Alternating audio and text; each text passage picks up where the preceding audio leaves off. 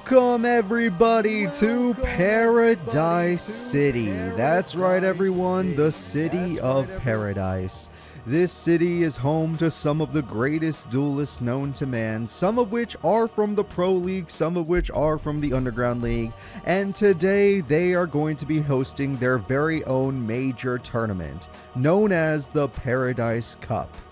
The winner of today's cup will receive a large cash prize, so large that it is even attracting some businessmen. I'm honestly excited to be the host of today's tournament because there's going to be a lot of varied competitors in the tournament today. We're going to see Pro League members. We're going to see Underground League members. We're going to see Minor League members. We're going to see people that own businesses. We're going to see people that are the leaders of cults. We are going to see the best variety and the best duelists from all over the world converging on Paradise City today. I really hope we get to see some tough battles today. I hope we get to see some really intense duels. And I want to see if your favorite character will make it all the way to the end. Because the winner of today's tournament will be getting a major change in their life. They will be changing tax brackets. Just off of one tournament. So, without further ado, I think it's time we get into our character roundup and find out just exactly who is going to be participating in today's tournament, sponsored by the Schroeder Company. Here we go. It's time for Paradise Cup. The first person we are going to be talking about is Bakura Rio, pro rank number 89. Bakura is at his wit's end. No one seems to know where Yugi is. Bakura has had a really bad feeling for the past couple months, and that feeling has spiked recently. He needs money to hire a detective, to hire anybody that can find his friend, little Yugi. Bakura is not okay right now. He is a struggling pro duelist that has been trying to gain an audience with Seto Kaiba but always fails, and he is struggling to find his friend Yugi. Yugi has been missing for quite a while now. Obviously, we know Yugi is our globe-trotting person, so maybe he's just out there in the world having fun, but Bakura feels differently about that, and he feels like something bad is happening. So, we'll see if he can win today's tournament and, get all that money so he can hire himself a true detective. The next character we are going to be talking about is Panic, the dueling mercenary. Panic was hired by a certain gaming company to prevent people from winning the prize today. Panic was told not to interfere with one of the competitors in today's tournament, which seemed pretty obvious to him since he knows who hired him. But yes, a certain gaming company has hired Panic on to stop others from winning the prize money today. Only one person is interested in taking that money, and Panic is working for said person. Let's see what Panic can do with his dueling mercenary darkness deck. I'm kind of curious to see how he does because he is a very defensive deck, but he has taken games in the past. The next character we are going to be talking about is Weevil Underwood, pro rank 33. Oh, he's fallen. Weevil has been struggling to obtain his former glory. He believes if he can win the Paradise Cup today, he will be able to obtain some unbeatable cards. He has not given up his love for insects though. So even though he wishes to obtain some much stronger cards, they will obviously be insect based, and he just wants to be the #1 duelist again. And the best way to do that is to keep yourself rich so you can get all the new cards that come out. Good luck to you, Weevil. The next character we are going to be talking about is a former pro duelist that has become a current Squad League champion. That's right, everyone. We're talking about Chump Daddy. Chumlee's father has used up all his profits from winning the Squad League tournament. He has been hitting the sauce much harder lately and needs a new source of income to satiate his addiction. Yes, he is kind of getting a little too much of his own supply in his system and it is hurting the business. So in order to save his own business, he needs to find another source of income. The Squad League Championship brought him that source of income for quite a while, but now that's starting to fall apart. Honestly, what this man really needs is some freaking help. But hey, what are you gonna do? The next character we are going to be talking about is a character we have not seen in quite a while. And her name is Wisteria, the former pro duelist. Wisteria has been looking for an opportunity to restart her dueling career. She lost her confidence when the Rose Duelist took her pro spot a long time ago. Her goal is to re-enter the Pro League. Yes, Wisteria has a simple goal: re-enter the Pro League and try to regain her glory as a top 10 pro duelist. She's not even that focused on being number 1. She knows she'll get there eventually anyway. But today, her focus is get me some goddamn money, to get me some goddamn fame, to get me in that goddamn Pro League. And you know what? She might pull it off, but I don't know. Because her deck, as powerful as it is a ritual deck and is known to brick from time to time. So, we all wish you luck, Wisteria. I hope you can pull it off. The next character we are going to be talking about is another pro duelist. That's right, everyone. It's Esparoba, pro rank 41. Esparoba is living it up in the Pro League. Many of the new pros are giving him trouble, but he still believes in his deck. Jinzo told him to win a major tournament to improve his social standing, and by using that social standing, he can get extra income. Using that extra income, he can get better Jinzo cards, because apparently they may exist in this world. We all wish you luck, Esparoba. You are an interesting duelist that does pretty well in tournaments, usually top 8. But obviously, with all the new decks appearing, you are starting to struggle. Good luck to you, kid. I hope you do, I hope you pull off some amazing miracles. The next character we are going to be talking about is a character that has slightly fallen in their own league, and their name is Anka D, under rank number 15. Anka has found a new friend. He recently was skulking about the underground when she confronted him. After learning his intentions, she has decided to cause a big uproar today.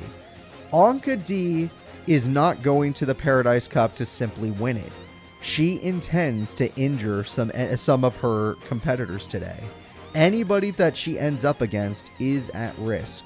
I don't know why she is doing this, but her intention is to cause a major upset.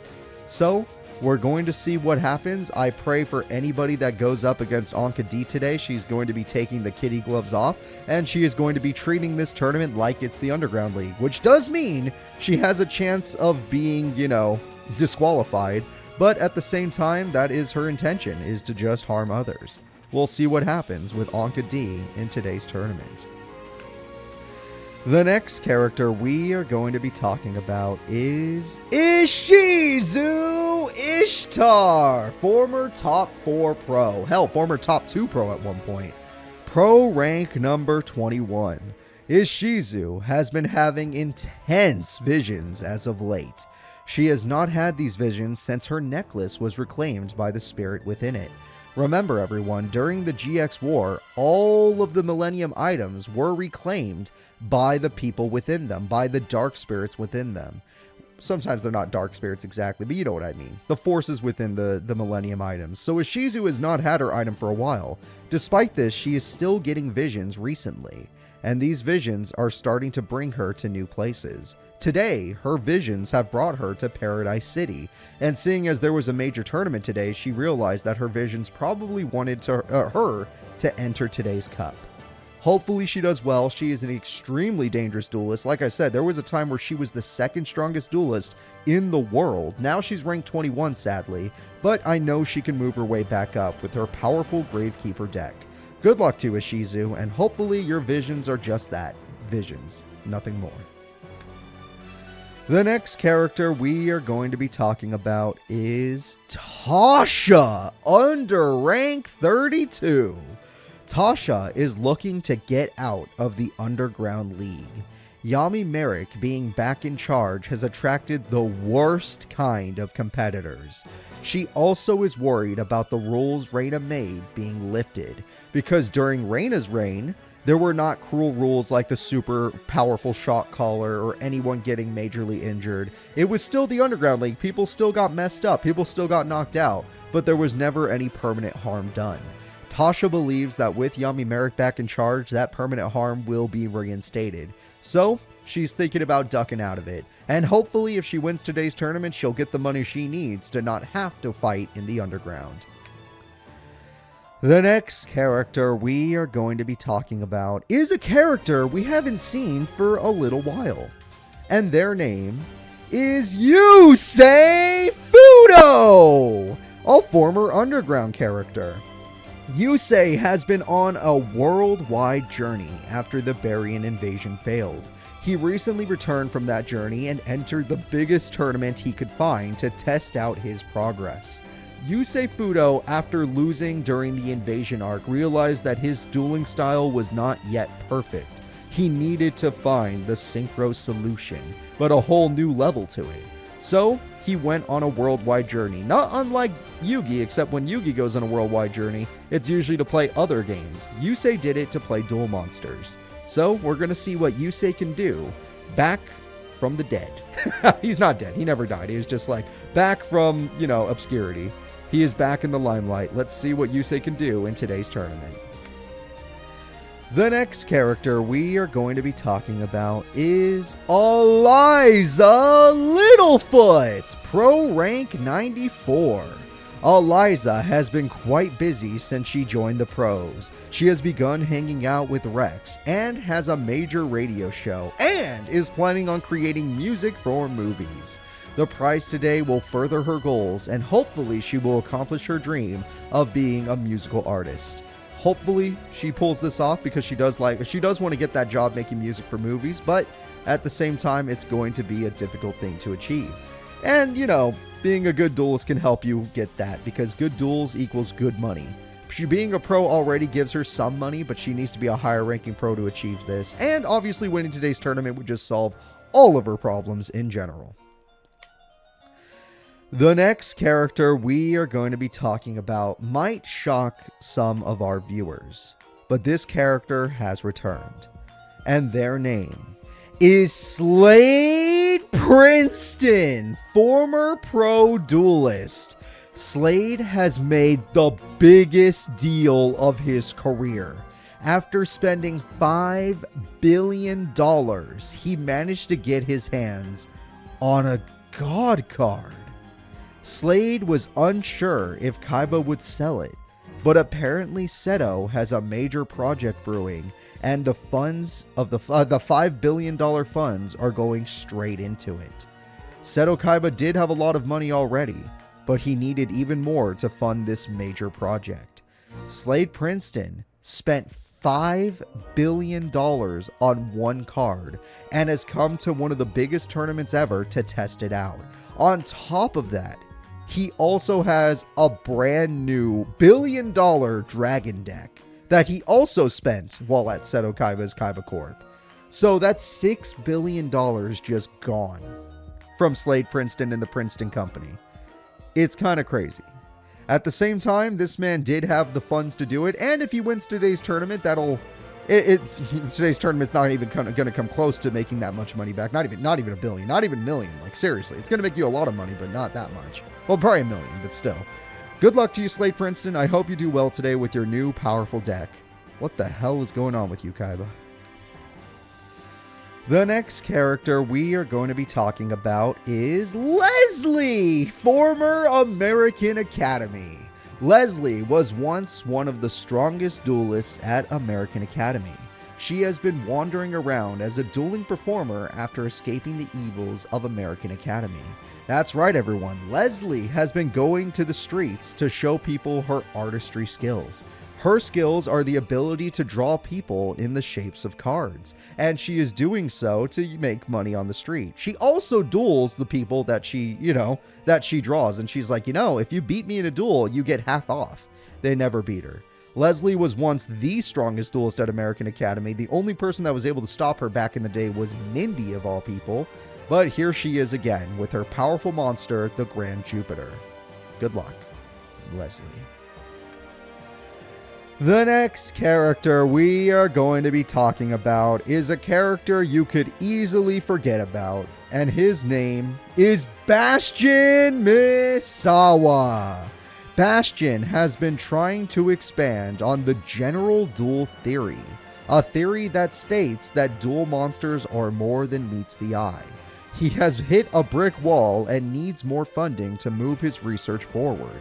He is a little rusty since graduation though, and believes that getting this money is going to be a bit difficult. Honestly, Bastion Misawa does have a deck that has a viable strategy, but because it relies on a ritual monster, it can fall apart. And sadly, the Water Dragon deck doesn't work so well because he won't use the new spell trap support, which sucks. Either way, we're going to see what Bastion Misawa can do today, and hopefully he'll win. Good luck to you, man. Get yourself, but make sure people remember your name. The next character we are going to be talking about also hails from Duel Academy and was one of the characters to graduate from it. And his name was Cyrus Truesdale of the Minor League. Cyrus has been trying to increase his popularity in the dueling world so that he can go pro. Adulthood has proven to be real rough on Cyrus, and winning this tournament could help his adult life. Yeah, Minor League does not pay the bills, folks. If you're in the Minor League, you obviously need to have another job. Right now, Cyrus is just, living off of Zane Truesdale. Zane Truesdale is keeping them running by Zane having a job. So Cyrus wants to contribute, and the best way to do that would be to win tons of money today. And by doing that, he would never have to worry about working again. But if he doesn't win today, not only will he not have a shot at the Pro League, but he'll also have no money, which means Cyrus Truesdale will have to get a job. The next character we are going to be talking about is Dragon of Team Ragnarok. Dragon has been busy recruiting powerful duelists. Apparently, the leader of Team Ragnarok had a vision of a war. They originally thought the invasion was the war back when the Barians were invaded. But Nash did not fit the profile. That's right, everyone. Dragon was worried that the Barian invasion was truly the war that Harold had seen. But the person Harold saw was not Nash. It was someone else. Someone that looked a little more normal. That didn't have a bunch of spikes coming out of his body because he's wearing this weird armor. No, he was more like a child. Well, let's go ahead and move on to our next character. The next character we are going to be talking about is Kite the Hunter. Kite's father has been acting horribly since he lost the Underground League tournament. That's right. Kite's father did lose in the Underground League, and that cost him a lot of money. He is beginning to sense his father is not paying enough attention to his little bro's illness, which means Kite needs to take things into his own hands. To make it shorter, Kite needs money. Because if Kite can help his brother out, he won't have to rely on his manic father. And the best way to do that is to use money. Anybody with access to good money is going to be able to solve any problem. Though I will say, Kite's brother's sickness is a little different than what other people are experiencing in the world right now. The next character we are going to be talking about in our tournament is none other than pro baseball player Tricky Tommy. Tommy's baseball career has hit a bit of a snag after he injured his shoulder. The fans in the baseball world are starting to forget him, and he needs to get back in the spotlight. This cup is televised worldwide and believes that he will be able to regain his popularity through Duel Monsters. Yeah, having a break from your pro baseball career is not great, especially since you're not going to be a pro baseball player for very long. Tricky Tommy's injury is putting him in a bad spot. Luckily, he's still pretty good at Duel Monsters. He is a minor leaguer at Duel Monsters, but if he wins today, he'll be able to show everyone that he is still in the game. The next character we are going to be talking about in our tournament is Darts, the Orichalcos leader. Darts' organization has completely fallen apart. Apparently his cards are thousands of years old and struggle to compete against synchros, exceeds, and pendulums. Good luck, you sad, sad cult leader. That's right, Darts is using a bunch of normal monsters and effect monsters to take on the newest cards we've seen. Synchros, Exceeds, and Pendulums are putting him in the dirt and making him fall into obscurity. Even his own organization is falling apart. So he's going to try and win today's tournament to bring back the effort, to bring back the will of the people. Because if he wins, maybe his followers will follow him again. The next character we are going to be talking about is another pro-level duelist. And his name is Jesse Anderson, pro rank 46. Jesse has been struggling in the Pro League, but loves how tough the Duel Monster world has become. To keep his wits up, he has decided to take on this high-level tournament. That's right, everyone. Our buddy Jesse has entered a very high-level tournament, the Paradise Cup, in order to show that he still has it in the Duel Monsters world. He was hoping his boyfriend would also be into it, but apparently his boyfriend is focusing on something else right now and will not be entering today's tournament. So stop getting excited like you think that person's going to be here today, because he's not. He's busy with Korean shit. No, I'm joking. He's busy. The next character we are going to be talking about is Henrietta Akaba of the Leo Corp. Henrietta's actions at Duel Academy has brought lots of hatred towards Leo Corp. She has also lost her control over her daughter thanks to her meddling son. To fix Leo Corp's image, she has decided to win the cup and prove to everyone that Leo Corp breeds the best duelists. Still, we're going to see if Henrietta can do it. Her deck is a bit of a mishmash and hard for the AI to use. But anything is possible. So good luck to you, Henrietta Akaba. Honestly, bad luck to you. Screw you. You're a bad person. You're actually a bad person. I probably hate you more than I hate darts. I don't even think I hate darts. I hate you. The next character we are going to be talking about is technically an undefeated character in the Master Era, and their name is Vectrix of Vectrix Industries. Vectrix has been hard at work after winning the WDC. His new organization has been breaking ground in interdimensional research. Something out in the world is calling to Vectrix. He is obsessed. The call is making him go crazy. All he wants to do is find the one that is calling him. So, more money means faster research, and that means he needs to win today's tournament. The next character we are going to be talking about is a character we have not seen since the Squad League, and their name is Primo, Team New World. Primo has gone rogue after losing the Squad League tournament. Despite Jacob telling him to wait, he has decided to crash the Paradise Cup. Primo believes he can force an event to happen here. Apparently, if Primo wins today, he believes that will force a critical event to happen in this timeline. He has already seen the future in his own way, but we don't know if this timeline will follow that same path. In fact, he hopes it follows a different path. He hopes he can cause it to branch. So, Primo, good luck to you. Maybe you can pull something crazy off with your weird deck. There is only one person left we have to talk about today, and that person is the one who is banking today's tournament. This is the person in charge, well, not fully in charge, but being groomed to be in charge of the gaming company hosting today's tournament. And his name is Siegfried von Schroeder of the Schroeder Corporation. Siegfried von Schroeder is next in line to take over the Schroeder Gaming Corporation. Wow, it's really messing with your words when you say them both.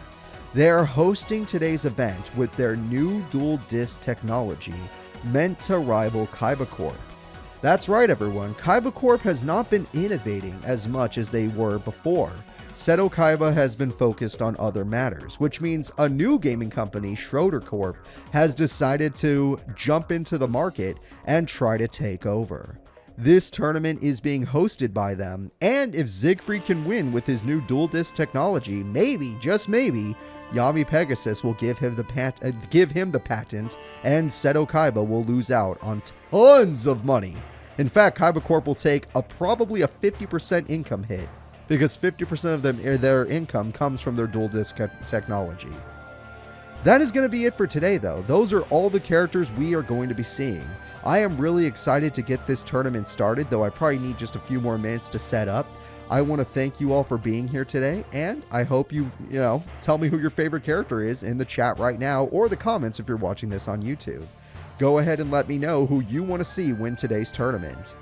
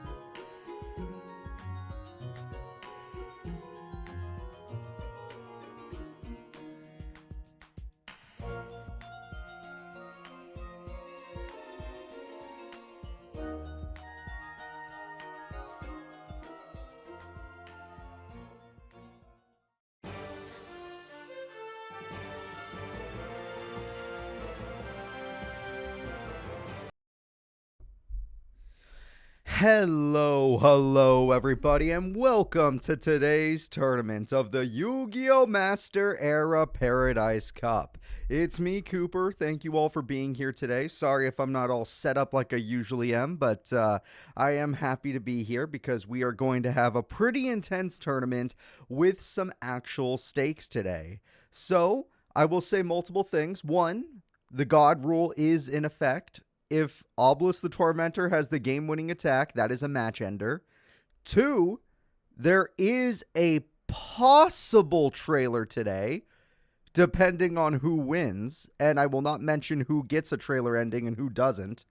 And 3, I hope your favorite characters do well, because every single one of these decks have been tweaked in a way to make them actually work. Oh, and 4, and I didn't want to have to say this, but bad news, our newest character was tested, and let's just say they don't use 90% of the spells I gave them, so I had to take them out of the deck. Yeah. And when I mean that, I mean 90% of their actual spell cards. So what are you going to do? It's a real bummer, honestly. But hey, let's see what we can do. Let's hope that you guys are pumped up. Welcome, Dreadmaster. I hope you have a fun tournament with us today. The first fight in our tournament is going to be, let's go ahead and take a look. It's going to be Esparoba versus Cyrus Truesdale. Here we go. It's going to be machine versus machine. The strongest duelists are coming up. Cyrus of the minor league, Esparoba of the pro league. Only one of these people can advance. Let's see who it will be. We're going to start our tournament in less than a minute, so I hope you guys are excited. And yes, this tournament has actual stakes behind it today. Some characters will get a much better ending for winning, and some characters will even give us a trailer ending for winning. And a trailer ending changes the entire story of the Master Era. So we'll see what happens. Which character's cards didn't work? It was obviously Siegfried. Yep, Siegfried is the one where a lot of his spells just he would not play them under any conditions. It was really upsetting. But it is time for us to start our tournament. Let's get it going. Thank you guys for your patience. It is time for Cyrus versus Esperoba, round 1, baby. Here we go. Esperoba of the Pro League, Cyrus of the Minor League. The Paradise Cup has begun. Which one of these characters will be entering a whole new tax bracket? Let's see. Well, Cyrus already has himself set up with double Steamroid, Power Bond, and Limiter Removal. A hell of a start. No audio? Oh, don't worry. I'll kick in the audio. My bad. Sometimes I forget about that. You're fine. You're fine. You could hear it. But thank you for letting me know. All right, we got 400 deflected damage, and Raigeki, he can't do it anymore. He can't fuse. You fool, Cyrus. No fusing for you. So let's go ahead and see what happens. Cyrus is going to draw a truck and a dream. Cyrus plays Supply Squad, most likely going to do. That is a bad play. If he just kept the Steamroid alive, he could have done so much damage. But instead, he's throwing it all away. In fact, all he did there was benefit his opponent. Although I think he at least gets a Supply Squad Pot of Greed play. At the very least, he gets a Pot of Greed. Yes. But at the end of the day, he gave his opponent a monster and left him with an open field. Esperoba can take full advantage. That's another Pot of Greed. Can take full advantage of this field, which would destroy Cyrus. Although Cyrus next turn is going to pop off. Oh, there's the last Mystic Tomato. Esperoba has played all Mystic Tomatoes. Any trap card? Well, he's not really that trap heavy, but he does have some. And no trap heavy. Pot of Greed, it's time. Let's see it. Megaroid City's also good. Pot of Greed, what are we going to get? We got a lot of stuff, and Mixeroid's going to mix it up, and we're going to get ourselves an Expressroid, which brings back the Steamroid and the Truckroid. Are we going to see a Power Bond, even though you already wasted Limiter Removal? Holy shit, here he comes, everybody. It's Barbaroid. And Barbaroid with 8,000 attack is on your field, does 1,000 burn, and he's going to end this duel. Cyrus, goddamn Truesdale, takes down a pro duelist in game number 1. Really impressive from our buddy Cyrus. All right, we're going to be moving into game 2 now. Let's see if Cyrus can do it again, or if Esperoba is actually going to throw Jinzo out there, which I know wouldn't have helped much, but maybe would have kept him alive.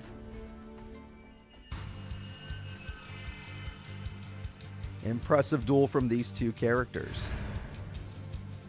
No buying a house, aw. I remember that old Esperoba. That's not this current one, but that's understandable. Alright, so if he gets Power Bond, he can make a few fusions with the hand he has. And his wow, Esperoba's bricked? I mean, don't get me wrong, he runs Jinzo and Jinzo Lord, so I can see it happen. It's just rare. And Magic Cylinder does its job. Just not something you would expect from Esperoba. He's having a lot of trouble today. I don't believe it. Why would you set Raigeki? One of the best spell cards in this game, and you just put it down on the field. Oh my fucking god, he's worse.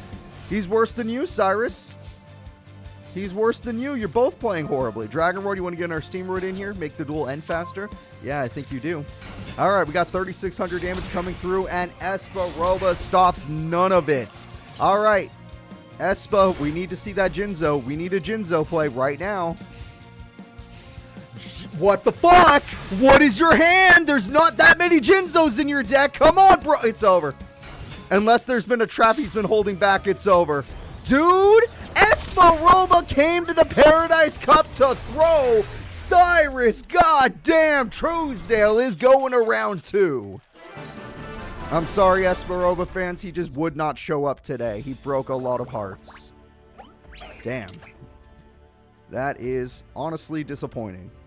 Let's go ahead and let's move on to the next fight in our bracket. That was extremely quick. And the next fight in our bracket will be Darts, the leader of the Orichalcos, versus Bakura Rio, a pro-level duelist. Low-ranking pro, but a pro. All right, let's see what we got here. I'm going to go look for these characters as we speak, and then we're going to see which one is truly the strongest.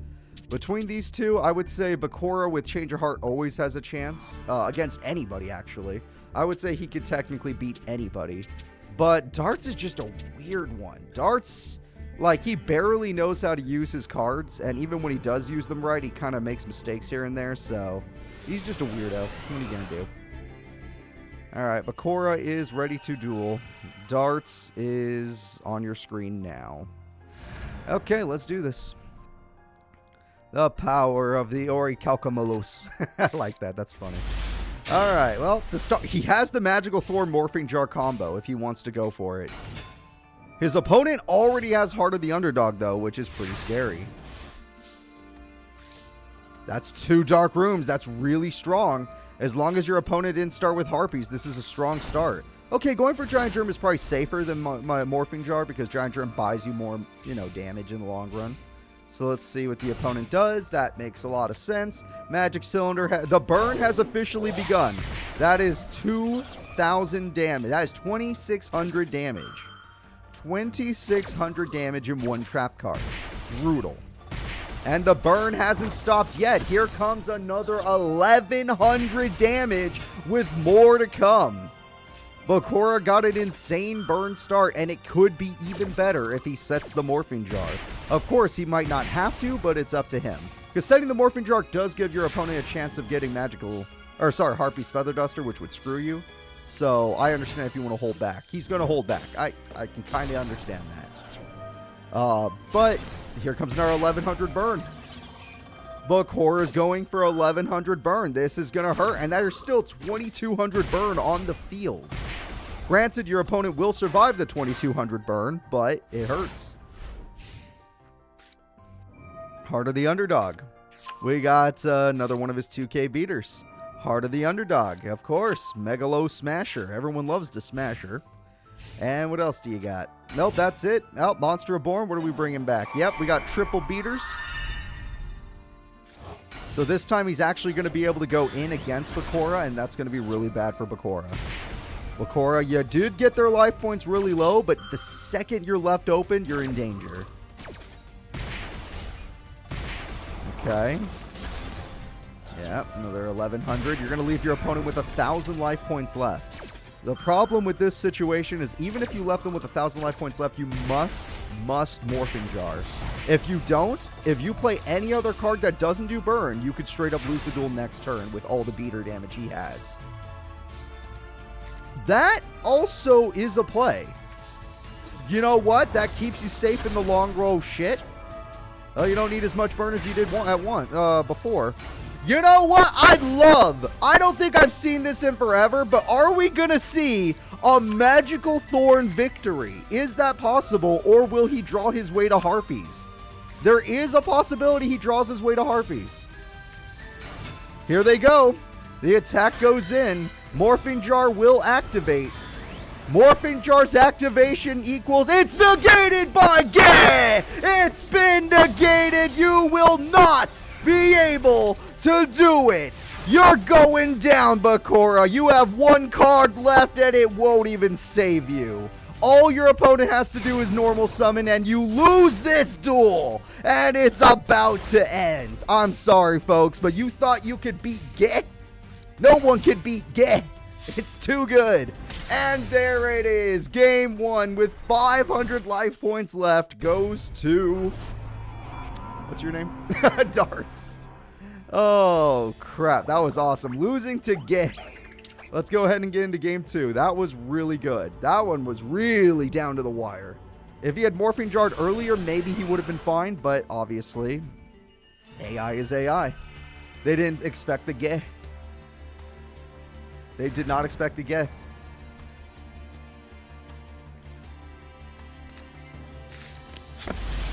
Double. Oh, he's got wave motion cannons. Okay, this one will end it. Double wave. Oh, he got his Heart of the... Wow, you're getting really lucky, Darts. Heart of the Underdog is the only thing that makes your deck viable. All right, well, we're going to get wave motion cannon out here. Wave motion cannon once again. And double wave motion cannon is going to start building. Of course, the opponent's going to do some heavy damage. Well, it's going to try to do some heavy damage, but Fencing Firefarer won't allow it. The next best card to play would probably... Okay, it's definitely Giant Germ. Because even though Morphing Jar might get you a new hand, right now what you really need to focus on is staying alive. Alright, this is the first counter. This is technically 2,000 burn on the fee. You went for that is much worse than Giant Germ. Bakura has made an error. This is a lot worse than Giant Germ. Giant Germ would have saved you, I would say, 2,000 life points. And now you've taken 4,000 instead of 2,000 damage, and the duel is one turn away from death. It's too late to Germ now. Not going to have enough time for that either. Oh, you're doing it anyway, out of desperation. I don't blame him. I don't blame him. He's doing it out of desperation because he knows the duel just ended. And that guarantees it. There's 4 monsters. It's over, folks. I'm sorry. If you're a fan of Bakura, he's been letting everyone down as of late, including his friend, which is absolutely okay with me. So, double Giant Germ will try to hold the field. There is enough burn. Oh. That might have been a misplay.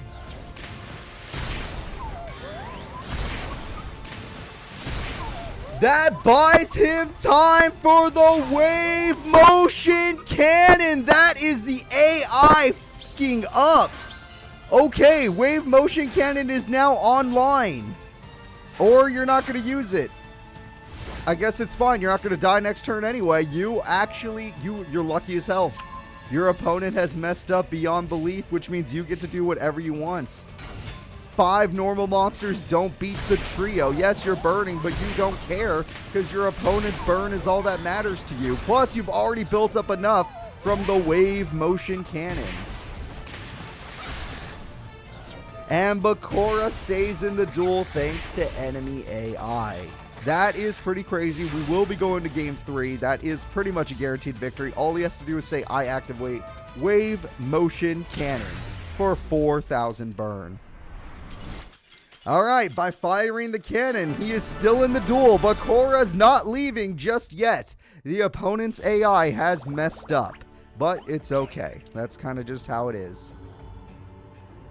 Moving into game 3, only one of these characters will advance. Will it be the Burn Boy or will it be the normal monster Get user? Anything is possible, especially when they play like that. Anything is possible. In fact, your votes will be nothing. Your predictions, you're predicting on bad freaking AI. Good luck to you. This is a really strong starting hand. As long as there's no Harpies, this is an insanely strong starting hand. I might have even waited on Chain Strike, but that's fine. I mean, it's still burns, so it's not like it's a problem. That's pretty good. Okay, Giant Germ to start the fight is definitely going to buy you a lot of burn. Oh, your opponent did not get Heart of the Underdog for once, thank God. But Double Supply Squad might as well. No, as long as you never destroy their monsters, that's fine. No, you're in a fine position, Bakura.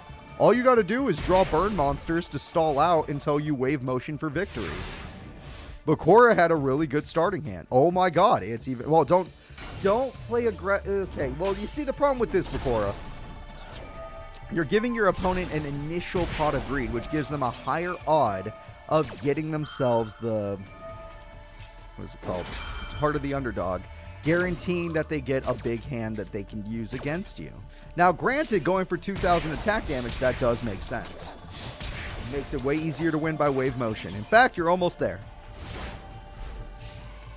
But also, you gave them a higher chance of drawing Harpies, so there's always that too. Luckily for you, they didn't draw shit. They didn't draw shit. You are in the clear, sir. You almost have game. One more turn of survival and you got this. Or you could just attack with Giant Germ and win the whole duel. Okay, the AI will not do it. Also, you could have activated Wave Motion, probably Chain Strike and won the duel. But the AI will not do it.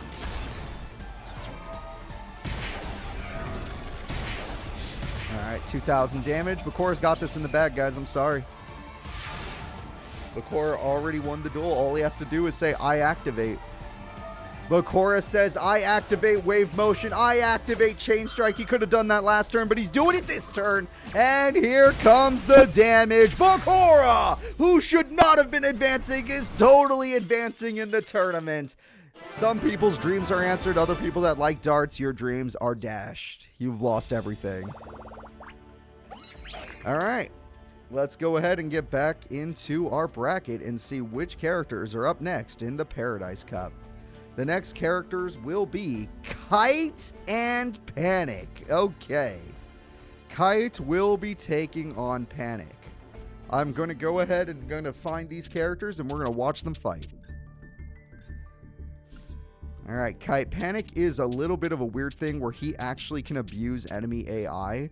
So whatever you do, don't fall for it. Do not fall for Panic's tricks. He will try to scare you. He actually can use his tricks in this freaking game. The tricks from the anime apply to this freaking story. Alright, well, looks like you have a basic start. I don't know if that's a good start, but a basic start is a start at least. And that's a Castle of Dark Illusions in attack. I never thought I'd see that. He already has his castle. Don't get me wrong. He loves his castle, but there you go.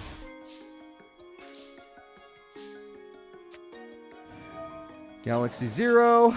That brings back that card. Galaxy Man says, hey, look at me. Afterglow says, hey, look at me. That is in level 8. Rank 8 freaking Exceed summon. Okay.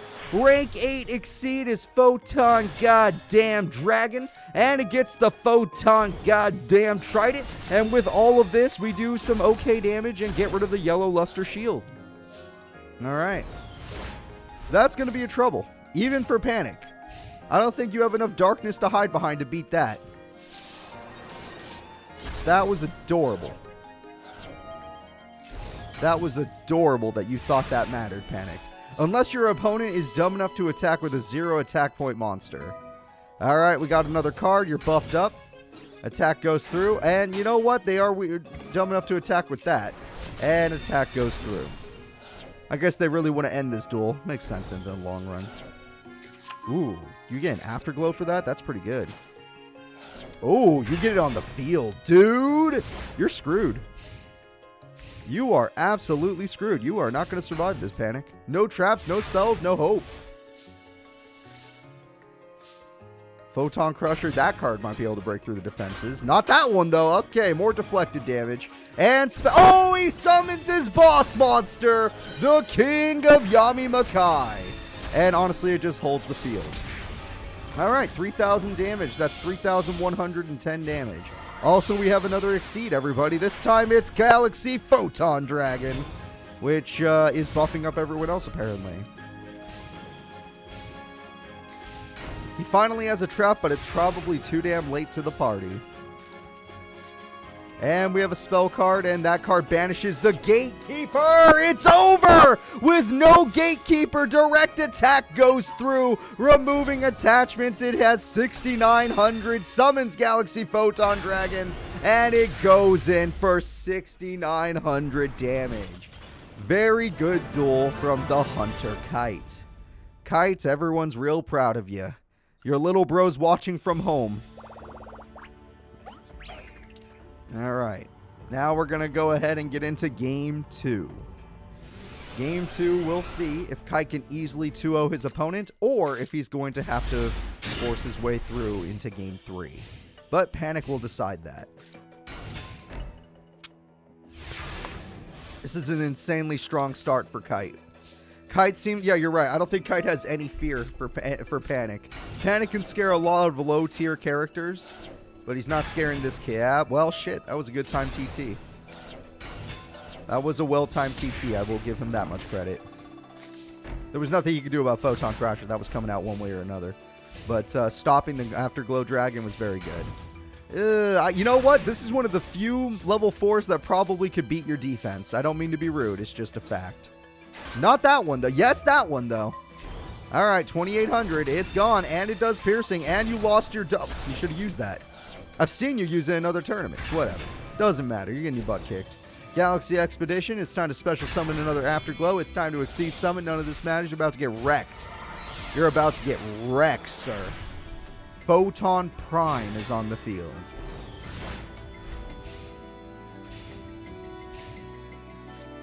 Pot O' Greed. And he's going to set again. Of course, nothing in his deck can stand up to a Photon Dragon. Oh, we got our spell card. It's banished, and DD Trainer is DD gone. We got ourselves another Exceed summon. This time we're going to create the mighty Galaxy Photon Dragon. Galaxy Photon Dragon's there to buff his friends. 2250 attack goes in, 2000 attack goes in. The duel's almost over. That's true. The Trident was quick play. And that's good. That's game. Yeah, Panic has nothing to do with attack. That is not his deck's idea. He just got the worst person for the bracket, because this person can straight up just overpower his defenses.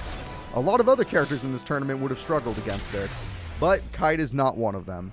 Kite runs over Panic, shows him he has no fear in his heart, and easily wins. Alright, good job from Kite. So, let's go ahead and let's get into the next fight. Kite did incredibly well there.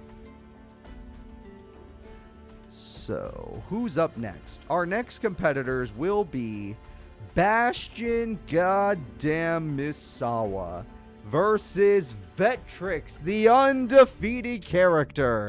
In the Master Era, Vetrix won the tournament he was introduced in and has never been seen again. Let's see if Bastion Misawa, who we have not seen in a long time, if he can make a comeback and maybe stop this undefeated character. It's time to get into it, folks. Bastion versus Vetrix. Bastion Misawa is ready. Vetrix is ready. Looking at the screen, what do we got? Alright, looks like we got ourselves a bunch of heraldry cards, and one of those cards is this. And we're just going to set with that. That is A-OK. I'm surprised. Maybe because it's the first turn he didn't want to Exceed summon. Alright, we got Strike Ninja. Strike Ninja is going to attack a random monster. That monster pops you. Oh shit, that's a good effect. That's actually just bullying. Okay, well, Strike Ninja will return to the field, and that's Triple Trap! Holy shit, he's got Triple Trap on you. And one of those is luck-based, but it could be very good. Reborn the monster. Exceed the monster. That is true. We have ourselves the Genome Heritage, and we got Summon Limit. Wait. What the hell? What the hell? Did you just hold down your opponent's ability to summon on you? Okay, not bad. Bastion actually has an idea here, but he still has to defeat his opponent. Even if he has an idea, he has to defeat his opponent. He's not rolling good dice, he's not doing good jobs, but he'll figure something out. Okay, attack goes through. That monster didn't stand a chance. That monster does stand a chance. That monster does stand a chance. That is correct. Because Bastion did not get his boss monster, he doesn't stand a chance. If he had his boss monster, he actually would be quite alright right now. The boss monster would give him a nice advantage. Speak of the devil. Hold up.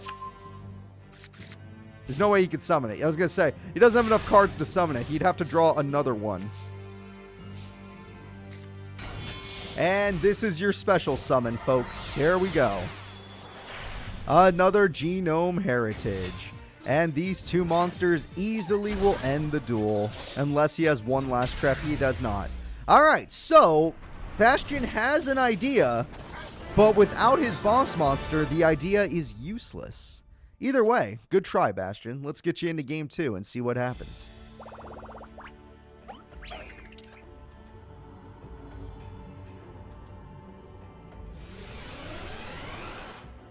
Okay. In game number 2, we have ourselves a lot.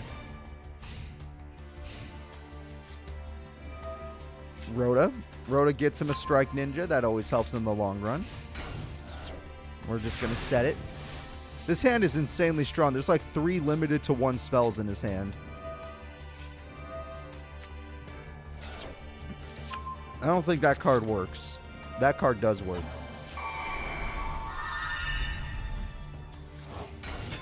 Okay. Raigeki, a little over-aggressive, but sure. Oh, Exarion Universe would have been nice. That sucks to lose that card, Bastion.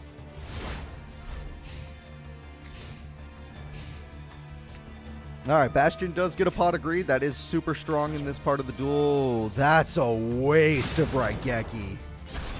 Dear God, is that a waste. Premature Burial, we got double Exarion Universe. Both characters have basically, well, at least you needed your Raigeki Vetrix. He wasted his Raigeki. That is just terrible. That is just terrible. And now it's time to Exceed Summon. Here we go. There's no traps anyway. There's nothing to fear. The Exceed Summon will come through, and they're going to create, I guess it's Genome. It's always Genome. They love this guy. Genome Heritage goes in, and you are dead, Exarion. So, I don't know what you're going to do, Bastion, but you got to figure something out. You're in a lot of trouble right now. Okay, unless you have a flip effect, I don't know. Okay, we got one more monster on the field. I don't know if you're going to beat his defenses. Yeah, you'll beat the... Oh, you can't even beat Strike Ninja. That is sad.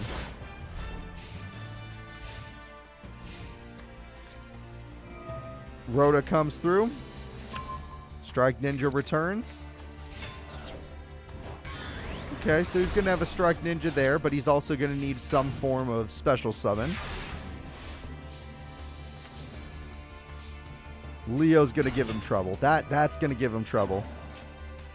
Yep, that's it. I'm calling it. Yo, especially if you're doing that. Especially if you're doing that. Yep. That's 3,200 direct damage. Next turn, Bastion has to either... Bastion needs a miracle, basically. I don't think he's coming back from this one. He needs a miracle. You got 2 Genome Heritages staring you down, and all you got is a Strike Ninja. Shit, nothing. He got nothing. No ritual support. He runs a ton of ritual support, and he got nothing. Last duel, he only drew 1 Manju. This duel, he drew 3 Strike Ninja. Oh, actually, he searched them, but still. Get him out of here. Get him out of here. He's barely alive as is.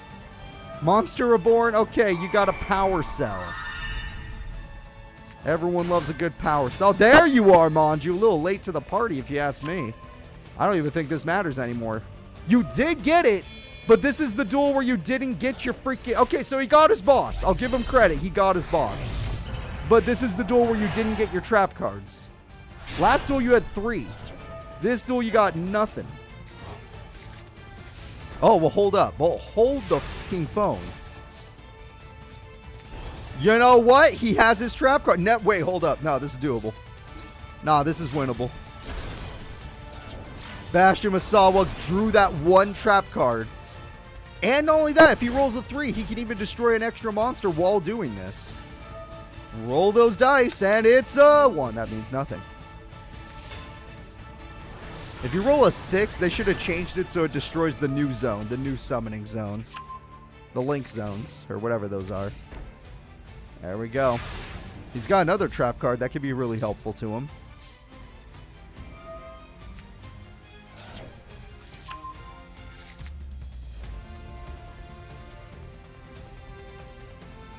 Okay, he's thinking. He's got to figure a way to defeat this monster. Here comes the summons. It's going to be really good. He could go for an Exceed Summon if he wants, though it won't be much. Bastion is trying to answer. Bastion does not have an answer. Alright, let's see what he gets. Another Genome Heritage. Again, it's not going to hold him back. And Summon Limit is here. You are no longer allowed to special summon. Okay. Here we go. We're going to roll those dice. 3 or a 4. That's a 2. No, you need a 3 or a 4. Litmus will start. You should destroy the extra monster zone that you can't target, dude. At least Needle Wall might have hit that card. You dumb idiot. Alright, with Summon Limit on the field, the opponent is going to struggle to special summon the monsters they need. Yeah, exactly. They can't even do it. You can only special summon twice, I think. Or you only get 2 in general. There it is. There's the 3. You lost your face down. I will say, now that Bastion in the early duel was just dying, he lost so many monsters that he no longer is drawing any monsters he can actually use to win the duel. He's only just hiding behind the Doom Swordsman. Okay, this Pegasus gives him a chance, I hope. That's one special summon. That's 2 special summons. He can't special summon again. That was 2 special summons. Needle Wall, 3 or 4. Nope, 5 will not do the job. Oh, are those the monsters that actually can pop? Oh, shit. Well, because Bastion somehow did not draw another monster. I know he lost a lot in the early game that shouldn't matter this much. Oh, we got Patriarch. All right, Patriarch is here. And we're going to throw away a card, even though I don't think you could special summon again due to the summon limit.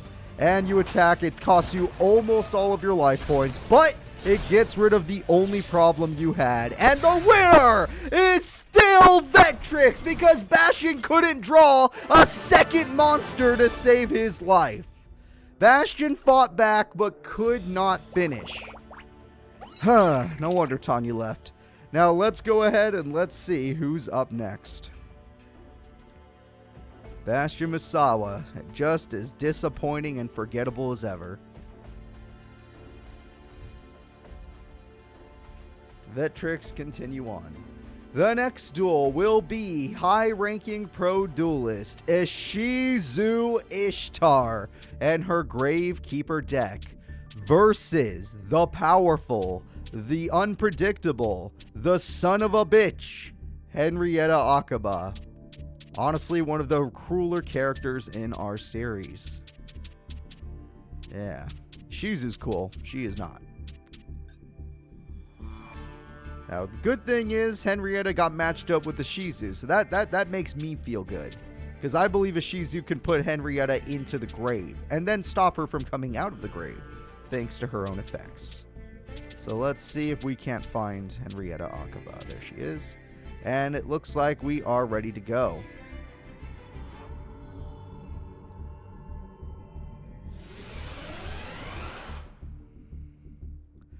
Henrietta Akaba. And to be fair, the only, like, if I'm being real with you, the only reason I even don't like Henrietta is because she cares too much about the extra deck. She doesn't respect people that only use the main deck, which, guess what? Ishizu Ishtar only uses the main deck at this point in time. Alright. Rhoda got her a card. That's good. She already has her Terraforming, which is really important. Terraforming basically is Ishizu's entire deck. And Giant Germ is a nice start, but like I said, Terraforming is Ishizu's entire deck. We're going to start with Spear Soldier, so... oh, they both started with Magic Cylinder.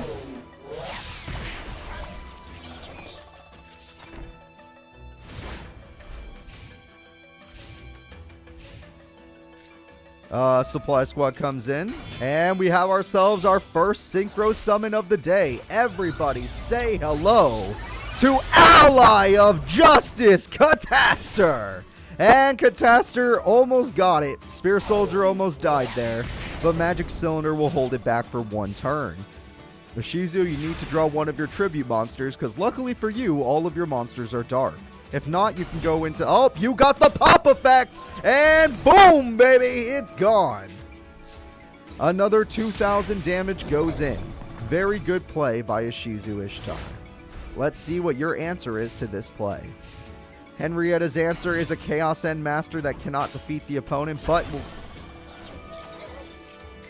ah, Interplanetary Purple Thorny Dragon. Interesting, aggressive play, but it gets you a Supply Squad, so actually beneficial. Smart play in the long run. An extra Supply Squad, that's really scary. Ishizu's starting to struggle against this opponent. Gravekeeper's Guard could fix it, in my opinion. Yep. Gravekeeper's Guard is a really good card.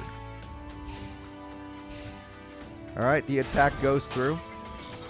Laser Mike, I like that you actually used that emote at the proper time. That is smart. Oh, right, Yeki, you lost your Guard! At least she didn't get Supply Squad because Guard did not pop anything. Oh, she got Visionary! Dude, she got Visionary. She can end this duel. Okay. With Visionary, she can end this duel. Premature Burial works for her deck when people destroy her Necrovalley like you just saw. Case in point. And now she can bring back Descendant and use it to pop Interplanetary Purple Thorny Dragon. If she wanted to. Or she could summon that one, which is her true boss monster. She has lots of answers here.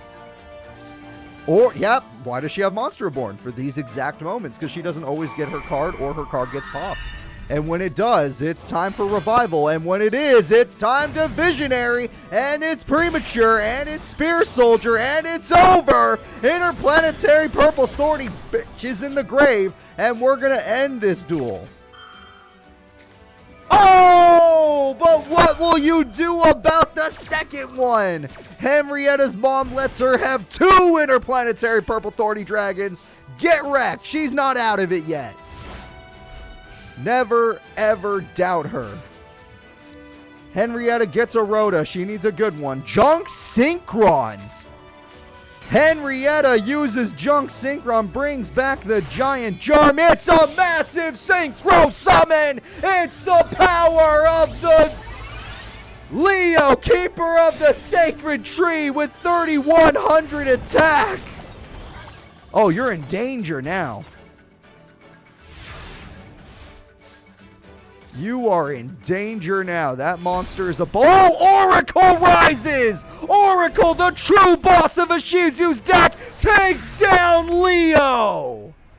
Holy crap! Ishizu's strongest card takes down Henrietta's strongest card in pure attack points and wins the duel. That was epic. That was a really good duel between these two characters. But we're going to go into game 2.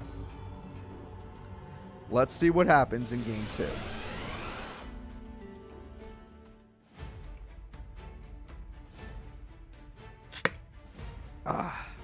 Couldn't be better. Yeah, couldn't be better. I couldn't have scripted that duel to be better. Oh, if she had Necro Valley, though. Dude, if she had Necro Valley. Rhoda comes through. Rhoda gets Chaos and Master. Giant Germ has itself and nothing else. Commandant! Commandant! Necro Valley! Oh, shit. Okay. I don't even mind the Raigeki because there is a reason to do it. If you are going to play a monster, then Royal Tribute, you might not want to. Maybe one less. Maybe we'll do Royal Tribute next turn. I'm not going to lie. Maybe we should do it next turn. Chaos End Master's gone. There. They have nothing to work with. Okay. Now normal summon. Now Royal Tribute. And everything works out. Well, you can even set if you want. Now Royal Tribute. She doesn't want to do it. She has too many monsters. I understand Ishizu AI. I get it. But your opponent would suffer way more. Well, no, your opponent would suffer way more in the long run. Chaos End Master goes in for 15, which does kind of suck, but it's okay. You got Gravekeeper's Spy after all, so I don't think you have to worry. You got Gravekeeper's Guard. You got everything.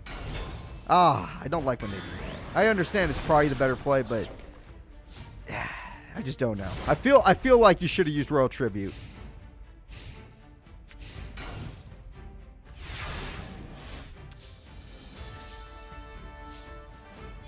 Okay, we're going to go for Oracle already. That was quick.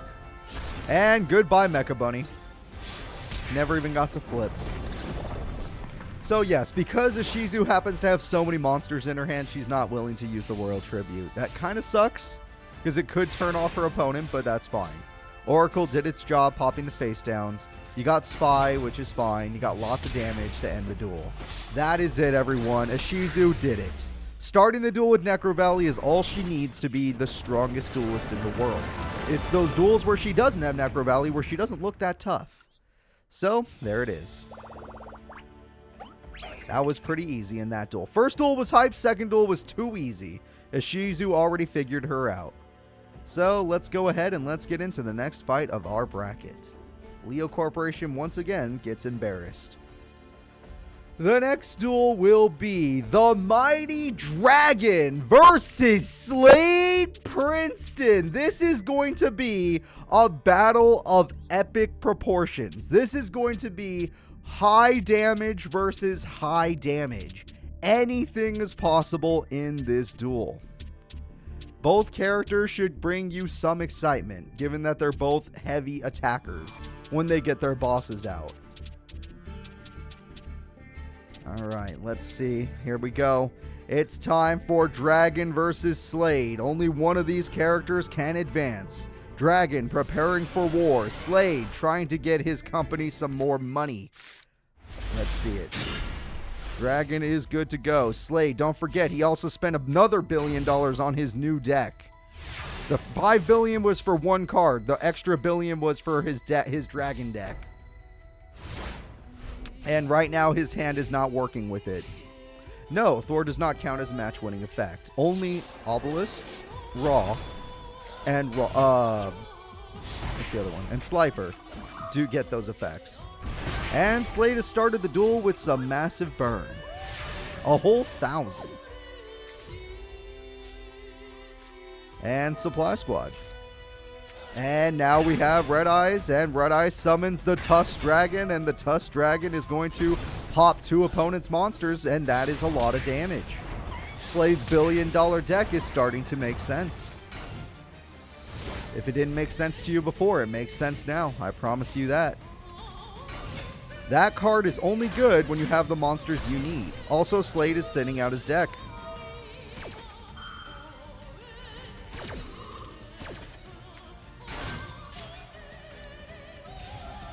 If he draws Obelisk and wins with Obelisk right now, the whole match is going to end. I'm not going to lie. He could do it right now.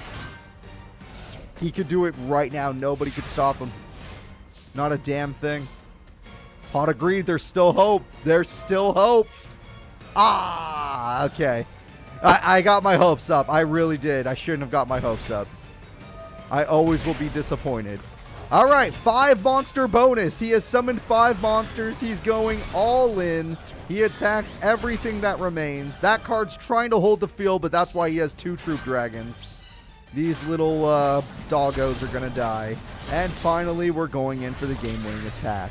The $1 billion man, Slade Princeton, has done it. He has won the fight. We are now going to be going into Game 2.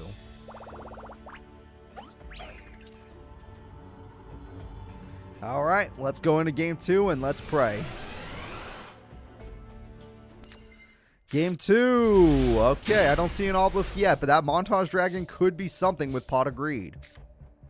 Pot of Greed comes through. Pot of Greed, it'd be all right. Montage Dragon with 3,600 attack is quite all right. That'll do the job.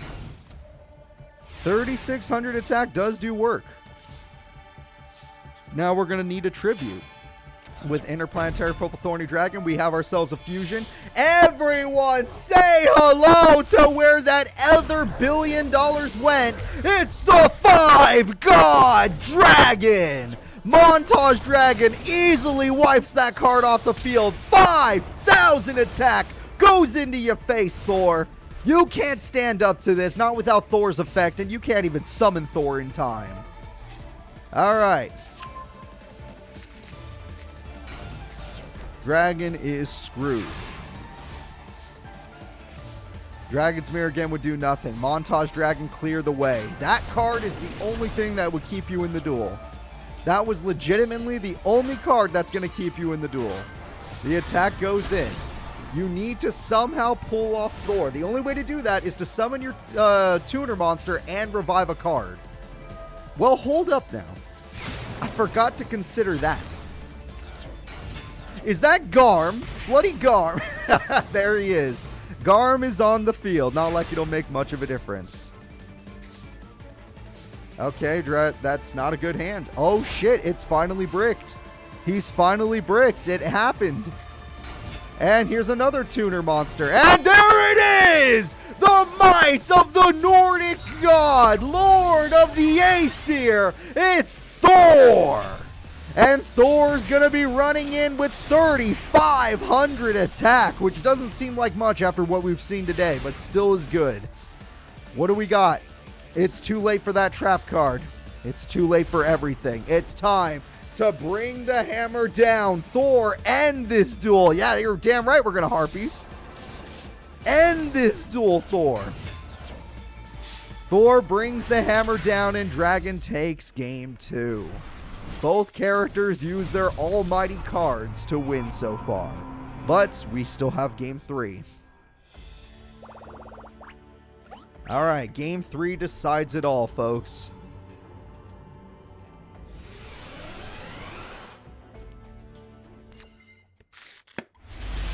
Ooh, he can easily get Red Eye's Darkness Dragon. That is not bad. Slade, use your credit card now! Alright, Red Eye's Black Metal Dragon is here. He does not use its effect, which is a little interesting, but it's here. Pot of Greed comes through. Thor is a little scared. Red Eye's is pretty strong. Dragon's Mirror is fine. Red Eyes will summon the Interplanetary Purple Thorny Dragon and Mass Dragon.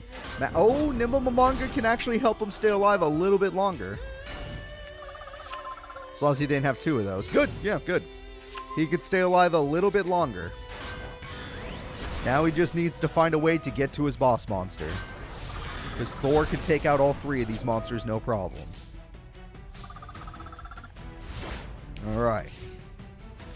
In a duel between power, Thor is necessary. Ugh. Doesn't look like he's getting it so far. He's having some trouble. Supply Squad is nice, though I highly doubt it'll matter, given the duel state right now. Attack goes through, and heavy damage to make up for the fact that your opponent healed. Yep, that's gonna hurt. If he draws a monster, next turn will most likely be game. Next turn is most likely game. Yep, I think it's over. Okay, hold up. It's fine. It's fine. He's got what he needs. He's got what he needs. He's got those freaking doggos, and they will hold the field for now. Okay. Good play by Dragon to not lose the duel. He's still in the tournament. Okay, out of desperation, he plays this card. Out of desperation, he plays this card. Monster Reborn! Is he got the levels? I think he did it. It took 4 monsters, but 4 monsters equals Thor. Thor, Lord of the Aesir, has been summoned. Call of the Haunted brings back Nimble Mamanga. The attack goes through, and Red Eye's Darkness Dragon will fall. Nimble Mamanga gives him a new card. He needs his goddamn obelisk, but he's not getting it. He needs to top deck it right now. Heart of the Cards, that $1 billion card is not in his hand yet, but he'll get it eventually. He's going in for 400 damage, which honestly is just going to heal, and he gets a special summon.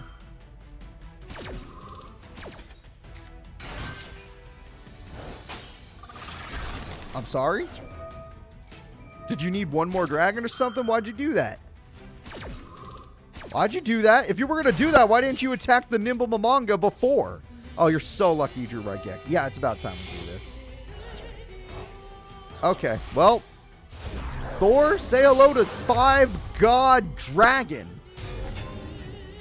Also, you're dead, but you're not actually dead, because Thor's a god. Thor is a god. He's not actually dead. Don't freak out. Thor will return. Now, granted, I don't think he's coming back after that one.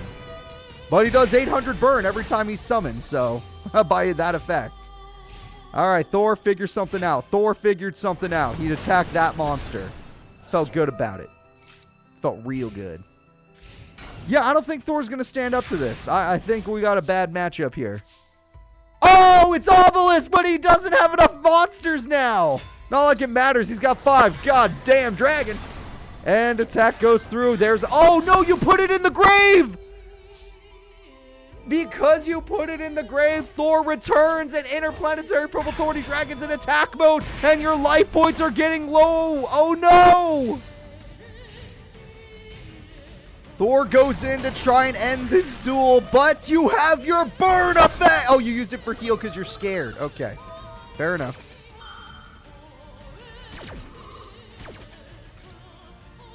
You know what? It's getting scary. It's getting scary. Don't need it for that, though. Tribute comes through. Interplanetary Purple Thorny Dragon exists. And Thor has 7,000 attack! Thor is beating 5-God Dragon! Oh, no! He did it! dragon actually did it! He has taken out his opponent! There is nothing to be said! It is over! Slade Princeton loses $6 billion down the drain! All of that, and he couldn't even win a tournament. That is sad. Could not even win a tournament. All of that money, and he couldn't overpower Thor at his absolute best. Because Thor can go up to 7,000 attack. Alright, well, let's move on. At the end of the day, Dragon proved to be the stronger duelist when it comes to attack points. 7K always wins. Oh, and thank you guys for subbing. Thank you to everyone that subbed in the pre-stream as well. I do appreciate you. Sorry that I'm not there during the pre-stream, but obviously that's more for you guys to get into the story. Alright, so Dragon actually pulled off the victory, which was really impressive. And the next duel is going to be Jesse Anderson versus Weevil Underwood. So, this is actually a pro-level match. These are two pro duelists going at it, which means we should get a really good match between these characters. Whenever two pros go at it, we get a good match, usually. So, let's see it happen. Jesse versus Weevil. And Weevil was a former king of games, so yeah, we'll see what happens.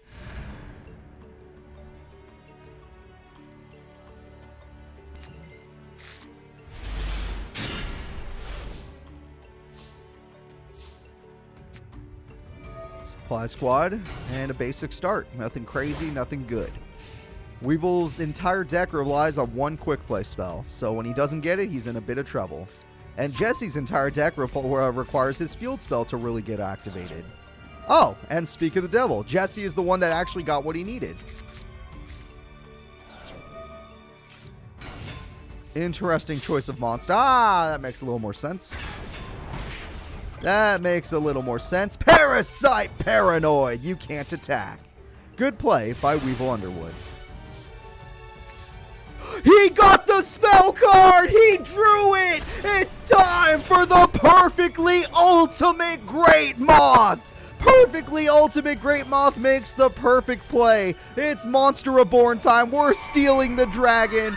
Weevil Underwood top decks the perfect card. And because of that top deck, he's dominating in the duel. The Pug Moth rises to the occasion and almost ends the duel on turn 3. He almost ended the duel like that. Alright, but can anything in Jesse's deck other than Rainbow Dragon stand up to this? It doesn't, and none of this matters. Rainbow Dragon was the only card that could have defeated Pug Moth. You can't do it. He's too big for you. Weevil's got the mighty 5 monsters on the field. Even with your field spell, the duel's over. Weevil, goddamn Underwood, with the God top deck, has done it. His entire deck relies on that one quick play spell. If it wasn't for that, he would have lost. So, let's go ahead and get into game 2. If you see Weevil's quick play spell, assume he can win the duel. If you don't see it, then pray for Weevil's safety. He's gonna need your prayers. Doesn't matter what god. Doesn't matter if it's even an atheist. Give him some sort of prayer. Your hope. Your copium. He'll take it. He has the quick play spell, but this time he doesn't have as many good cards. He has the Raigeki thing. Oh, he played it. I know it's a quick play spell, but if you lose it right now, you're gonna really hate. Yep, you threw it. You threw it. There was no way to activate it on the first turn anyway. You should have never played that card. That was really stupid. There was a 0% chance you were going to be able to activate that. Now, granted, your opponent is somehow bricked. I never would have guessed that your opponent could have been bricked. And because of that, you actually have a chance at getting him. Alright, I guess this is happening. Weevil goddamn Underwood is in the duel because the guy who runs mostly monsters that can be summoned didn't draw one. Okay, maybe he did have. Your opponent also had, they both had Raigeki Harpies? They both started the duel with Raigeki Harpies? I'm calling shenanigans. Where's the judge? Hey, get over here. I need a judge. That was stupid. Both these boys are cheating, and they're both going to the grave. All right, luckily that card will give him some more draw power. Oh, that is the worst top deck he could get. He only runs one of those, and the second it's in his hand, it makes his deck 10 times worse. I'm not even joking. His deck just got 10 times worse. He can still summon Insect Queen, but he can no longer summon the Pugmoth. There's the terraforming he's been waiting for. The field spell will help. Ooh, he got his... Okay. He got his Rainbow Dragon, but he doesn't have nearly enough monsters to summon it. So they are tied in attack points. He got his spell card, but like I said, it's kind of nerfed. And even though he has his spell card, he doesn't have any equips. An insect with an equip is the only way you could use that spell. Crystal Bond is a super good card. This could make the difference. You just need the tiger.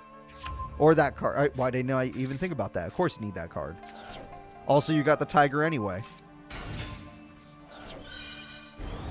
The tiger goes in. I'm surprised he didn't summon the 3K beat. Oh, now you're going to do it. And that's the end of the duel. Weevil Underwood did not have an equipped monster. If he did, he would have still been in the duel. But because he didn't have Parasite Paranoid, because he didn't have Insect Armor with Laser Cannon or anything like that, he did lose. Game 2 goes to Jesse Anderson. Whenever the pros fight, we always get a good match. So we're going to Game 3.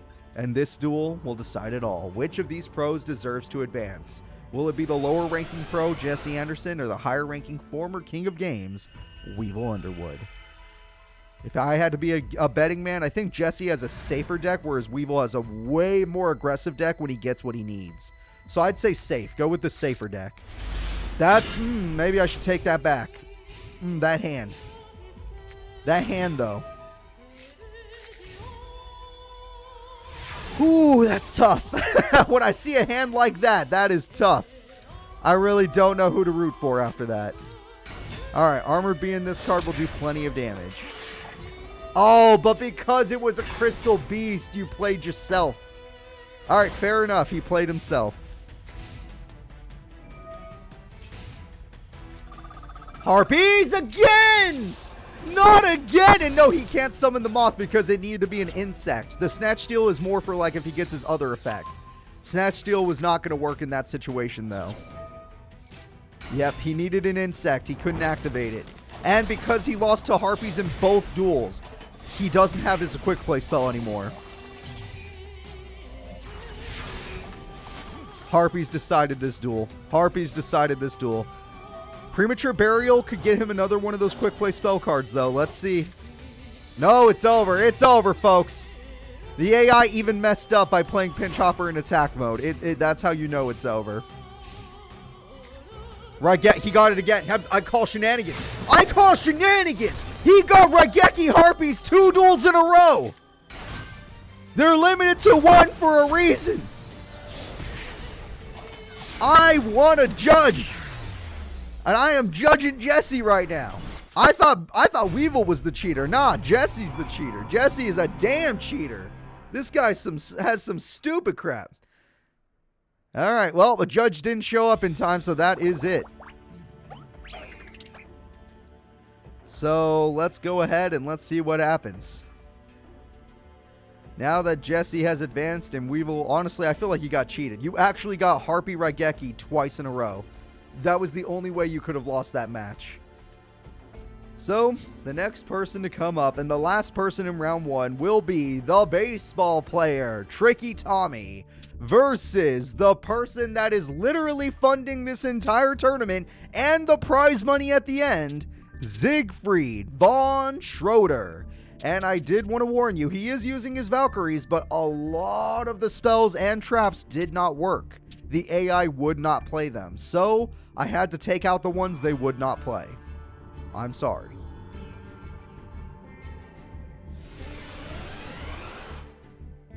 Alright, Tricky Tommy and Siegfried von Schroeder are ready to duel.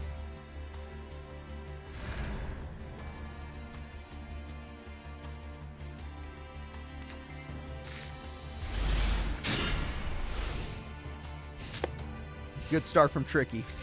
He can already get his Ultimate Baseball Kid or his Command Knight. Welcome. Good to have you here again, Ichigo Knight. Long time no see. We got a Rhoda. We got a Molten Destruction. We got Blue Flame Swordsman for days. And Jilin Duo will not let you kill it, but Ring of Destruction exists. And that means you will not get to hide behind Jilin Duo. 1700 damage goes through. Okay. Where's that fucking judge? I need an actual judge to show up. This is some bullshit. The AI should not be getting Raigeki this often in the beginning of a duel. It's starting to remind me of the old days with Dark Hole. You guys remember those days? I'm some bullshit going on. Some actual bullshit.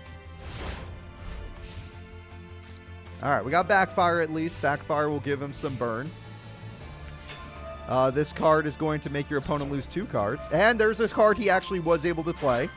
This is a spell card from the Valkyrie deck he is able to play. Thank God for that. Little Chimera is strong, but cannot defeat that defense. Here goes another effect. You lose 2 more cards, and apparently you have none of your tribute monsters that are only 1 tribute. What a shame. And little Chimeras have risen to 2100 attack each. With the double Backfire, you're in a really bad position now.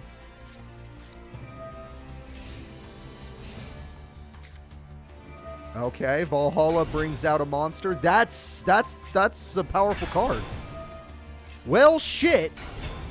It's not. Oh my God, there's the combo. The combo has happened. And because of it, the opponents lost all of their stuff. Backfire has been negated. Molten Destruction gets negated. And Siegfried von Schroeder has won game number 1. He could still use the monster effects. He sucks at using the spell cards, sadly. Just will not use the really good ones, the ultra rare ones, sadly. All right, you're doing incredible, Siegfried.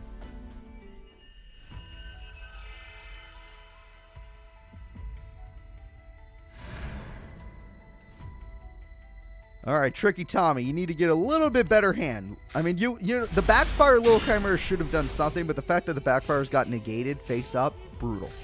Absolutely brutal. Okay, well, we got some decent cards for Tricky Tommy here. Tricky Tommy's also got himself more Blue Flame Swordsmans. And we're going to see what he can do. He's going to use Raigeki insanely early. Once again, starting the duel with Raigeki. Kind of bullshit. Blue Flame Swordsman goes in, and it punches himself in the face. Nothing wrong with that. Sometimes you need to punch yourself in the face to realize that, you're still as strong as you ever were. Oh, Valhalla, it's over. And Valhalla special summons Big Val. Well, it's going to get popped before it could do anything. Fair enough. Fair enough. You stopped it. Lil Chimera could be a good combo here. Or, yeah, no, both of those are good combos. And Tricky Tommy is going to go for a synchro solution. He gets out the Rampaging Smash Tank. And it's going to throw away a card, buff his monster, and go for 3,100. Tommy's going ham. Oh, I'm sorry. You thought it was over? Tommy synchro summons again. And this time he goes for the same exact monster. You're a weird guy, Tommy, but I like you. Alright, Valhalla once again is used on a monster, but this time it's not very powerful. I am afraid. Alright, we're going to use the smash move, and it's going to go in, and that's all you can do. Why didn't you normal summon? You set. Okay, setting makes sense. A little bit weird by the AI, but we'll just live with it. Premature Burial. We're going to bring back one of the Valkyrie cards. The Valkyrie card that we'll bring back will be using its effect, which brings out a strong card. Also, we have another card, and this card has an effect. It banishes the opponent's monster. Good play by freaking Siegfried. He's still at a huge disadvantage, but it was a good play nonetheless.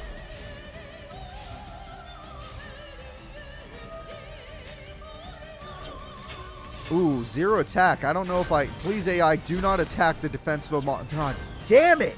You have no life points left! Why is the AI programmed to attack with 0 attack points when you have low life points? That makes no goddamn sense in any world.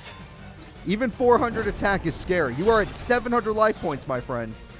I don't care if that monster's nerfing his monsters. You are at 700 life points for crying out loud. All right, what does this card do? This card gets you Sigrun, which is your boss. Sigrun's like, I have an idea. Wabam! I have an idea. Wabam! I have an idea. Wabam! All right, the heavy damage is coming through. UFO Turtle can't stand it. They're all getting banished, and it's over! Every monster was banished, and 700 life points is all Siegfried needed. Sigrun is his winning card. That is correct. If he gets Sigrun, he can win. All right, 2-0 is his opponent. Siegfried von Schroeder will advance in the tournament. Little awkward that his dad is the one funding this tournament, but he is actually in it. But hey, whatever. He's going in. We are now going to get into the next round of the tournament. And in the next round, we have heavy-hitting former pro duelist freaking Wisteria versus wannabe pro duelist Cyrus Truesdale. Wisteria will be taking on Cyrus. Wisteria is a very powerful duelist that had one problem. She's a ritual deck, which means she is known to brick. So we'll see if that happens. Alright, Cyrus versus Wisteria in round 2 of the tournament. Top 16. Top 16, yes. Wisteria is ready. Cyrus is ready. Interesting card to play. I don't think it'll make a difference. Dragonroid's a really good card to top deck, though, because you didn't use its effect at all. I was like, you use its effect, Premature Burial, and you go in. But I guess you're not... You set Premature Burial. You set Premature Burial. You're so lucky. You're not as lucky as I thought. You might have just screwed your Premature Burial for no reason. You got rid of one of the only plays in your deck for no reason, because she got her Demise King, sir. Sir, that's Demise King. Dear God. Why did you set your Premature Burial? That could have brought back Dragonroid, which would have defeated Demise King. Alright, well, you need to take out Demise King somehow, and Steamroid ain't gonna do it. Submarineroid ain't gonna do it either. Mixeroid ain't gonna do it. None of these cards can do it. Alright, you're at least trying to damage her so that she can't afford to use her effect. Understandable. But she could always choose not to use her effect and just attack you, so that play might not work. Oh, no, she's aggressive. Oh, she wants to hurt you. Okay, well, she could use that effect one more time, and that's all she needs. She has you in the bag. All right, Sai, make your final play. Finally using the Dragonroid. Took you way too long. Steamroid will not... Oh, you know what? Steamroid does do enough damage to make it so she can't use her effect, but she doesn't need it to win the duel. All she needs is one more monster, and she wins the duel. Okay, never mind. She wins. Never mind. She doesn't even need her effect, but she can just do the same thing with that. And she summons a baboon. And that is it, everyone. Wisteria wins game number 1. This is the power of a former pro. Yep, any deck that relies on a spell card usually suffers. And in Cyrus's case, he needs Power Bond. Cyrus needs Power Bond. So, let's go ahead and get into game 2. Weevil needs the Ultra Evolution thing. Cyrus needs Power Bond. Jesse needs his field spell. Shizu needs her field spell. It's going to be rough. Steamroid or Drillroid, both are good for this situation. Don't waste your Raigeki. Don't. It's literally made for Raigeki, Cyrus. I know you've never read the card, but it wants to be Raigeki'd. You dumb idiot. It wanted you to do that. Actually, though. Holy shit, you might actually be... There's a reason you're not in the pro... How did you graduate from Duel Academy?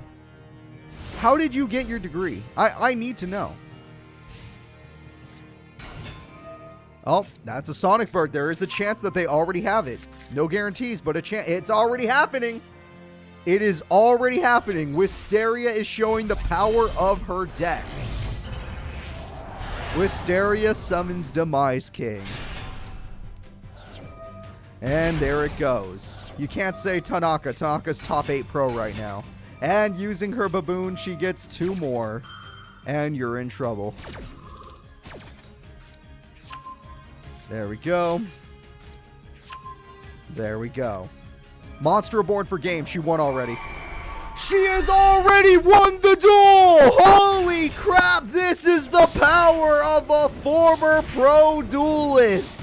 Wisteria with Trihorn Dragon is going to OTK her opponent. And that is it. That is it. Brutal. Absolutely brutal. Cyrus didn't stand a chance in top 16. He made it there, and he's going to stay there. Former pro Wisteria is moving up in the world. Hey, sub for Wisteria. Thank you so much, Viox Gaming. Very kind of you. Alright, let's see how far Wisteria will go in this tournament. The next fight will be Yusei Fudo and his new solutions versus Bakura Rio. Bakura, this is going to be the hardest duel of your entire career. I am not going to sugarcoat it. This is going to be the hardest duel that you've ever been through. I know you're a pro, but you've never seen this. You have never seen this. There was a reason, like during the invasion arc, the only reason it went on for so long is because Yusei became a villain. Yusei losing to Nash made the invasion arc go on like for 5 episodes longer than it should have.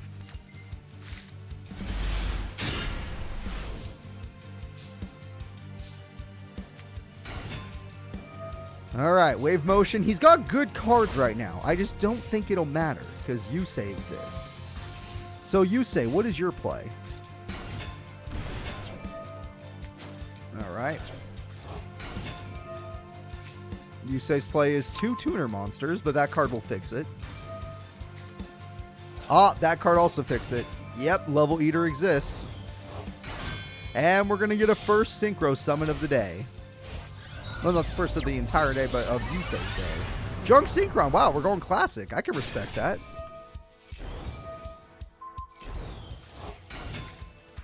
There we go. I was waiting for that card to be activated.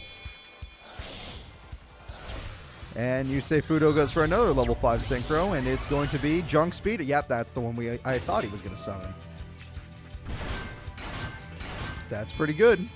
And Yusei Fudo is going to Synchro again. Welcome to hell, everybody. It's Excel Synchro. And Level Eater is going to Synchro again.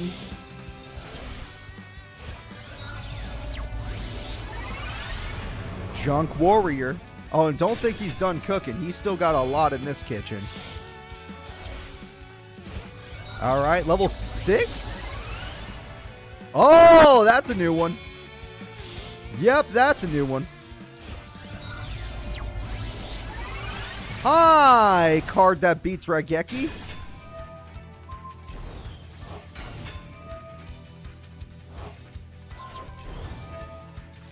Okay. What level is this? Level 10 Excel Synchro. It's Stardust Warrior. Acid Trap Hole. Doesn't work. Stardust Dragon says, "You fail, sir. No burn will be done to me, and no popping will be allowed." And if you... Oh, God. If you waste your Battle Fader on 1,100 points, that's going to be embarrassing. Yeah, the duel's over, folks. The duel is over. And he still has 2 traps after all of that. Yeah, the duel's over. I told you this was going to be the hardest duel of his career. All right, Bakura, try to get some damage. You know what? I'm impressed. You got some damage. You're about to get negated, but you got some damage. Good on you. Yusei is back. That is the correct thing to say. And it's time for a classic monster. Who here likes Formula Synchron? Who here has used Formula Synchron in their life? All right, and it's time for another Excel Synchro. Second Excel Synchro is Shooting Star Dragon. He's got 2 Excels on the field right now. Foolish Burial throws away Quillbolt, which he doesn't even need. Attack goes through. Fencing Fire Ferret will be negated. You know what? That surprised me a little bit. Alrighty then. Shooting Star gets defeated. I didn't expect to see that today, but you don't really have enough life points for it to matter. Damage Step saved him. Good. Jet Synchron will return, which means another Formula Synchron is... Oh, he wants something bigger. Oh, but that's the wrong levels. That won't work. Also, you don't have enough life points for this. That's exactly 2,000 damage. That's going to end this duel. And with exact damage, Yusei will take game number 1. Alright, let's go ahead and get into game number 2 and see if Bakura can die a little faster, because I don't see him winning this duel. Actually, there is a way for him to win the duel, but he would need to draw his legendary card. Because Bakura does have a legendary card that other characters don't use. Only Bakura has it. And maybe, just maybe, it's exactly what he needs. I do owe him money. That is correct. That hand is weird. All monsters, no spells and traps for a freaking burn deck? That is a weird hand. Granted, your opponent... Oh, there it is. Your opponent did not synchro for the first time ever. That didn't stop him. He's going to synchro next turn. So he could have synchro. Oh my god, why did you set that? Why is the AI so stupid? I understand if you had like... there's no now. You're stupid. You're just dumb. Alright, well, looking at this, we're now going to be taking on the Nitro Warrior, a powerful monster. Jet Synchron's here if he wants to synchro. This will do a little burn, but it doesn't matter. You're taking the 14. And you're not taking that, but all you did was stop that, so it's not exactly worth. The good news for Bakura is we know what he just said. Bakura's legendary Change of Heart card. And with this, he can get Nitro Warrior to do 2,300 damage back. But he has no tributes to take advantage. Also, why'd you play that in attack mode if you were... Oh, because you're going to use nothing? No, actually, why'd you play that in attack mode if you weren't going to attack with it? On main phase 2 of all things. Oh, there it goes. You wanted this. And now you're going to lose a lot more because of it. You almost lost the entire duel because of that play. You didn't help yourself. Yeah, no, you really did not help yourself. Let's, even if you got another Change of Heart, I'd call game. And he's not going to summon again. You're done, folks. It's over.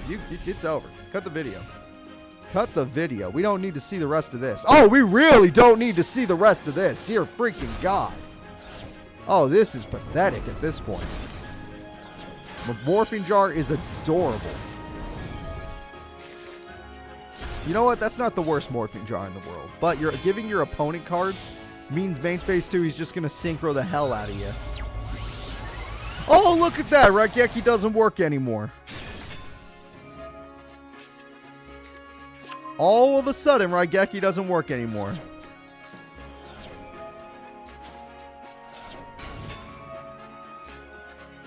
Starlight Road. So even if you did have... Okay, none of it matters now. Nothing you have matters. Not a single card. Maybe that book, but that's about it. Nothing else matters. He has 4 spells and traps, and one of which... No, 2 of the cards will stop Raigeki. Nope, he's not going to Book of Eclipse first. He's an idiot. And even if he did, Starlight Road exists, so you're wrong. It's over.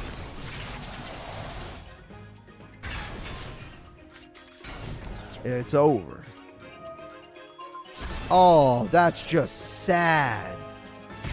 That's just sad. Not only did he get an extra Stardust Dragon, but look at this nonsense. Call the Haunted. Brutal. Absolutely brutal. Attack goes through for game. Book of Eclipse for dreams. Okay. Book of Eclipse will buy him 1 turn. You get 1 turn, Bakura, to do 4,700 burn. It's not going to work, but it's a nice top deck. In any other situation, that was a good top deck. But it was a very nice attempt. Good game. Good game. Duel's over. Call of the Haunted comes through. Junk Synchron, not even necessary, but sure. Doppel Warrior, like I said, not even necessary, but sure. And you don't need to go any harder, dude. The duel's over. You can just say I attack and it's over. Sir, you don't need to do this. Oh my god, you don't need to Excel Synchro. Stardust Warrior is super overkill. Yeah, you'll take 500 burn, but you're fine. Alright, that is it. The duel is over, folks.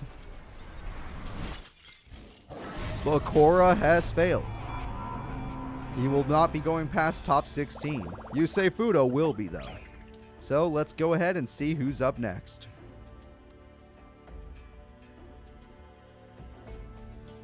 Let's see here. There we go.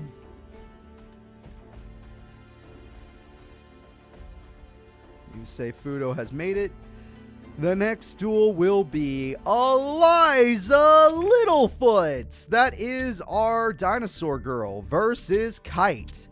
Kite, the Photon Galaxy Dragon guy versus Eliza Littlefoot. Let's see what happens.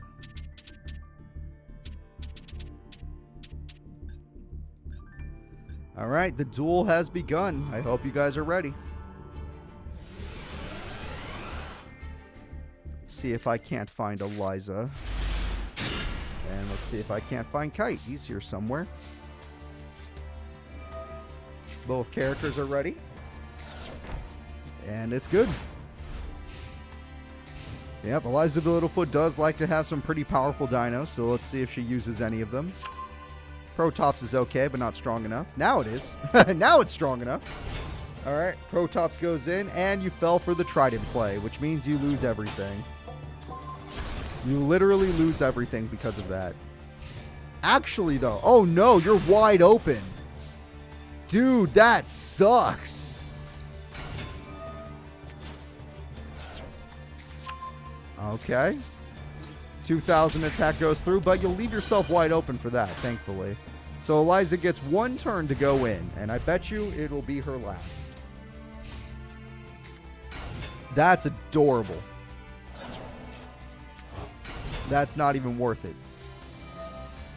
That's adorable. Alright, Eliza, I hope you enjoyed what was most likely your last turn. You're going to die now. You're going to die horribly.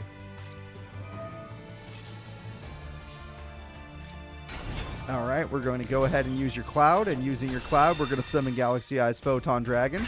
And now we're going to go in. 1,100 damage. She does survive, but she doesn't survive very well. Alright, with that few little life points left, what will you do? Your only hope is Raigeki, to be honest, so I don't know what else. Adorable. You don't have enough life points for that card to matter. And she doesn't have any more traps or spells, so I feel like it's over for sure this time. All he has to do is say, I attack. He says, I attack. Usually the AI will not do that. And that is it, folks. It is over.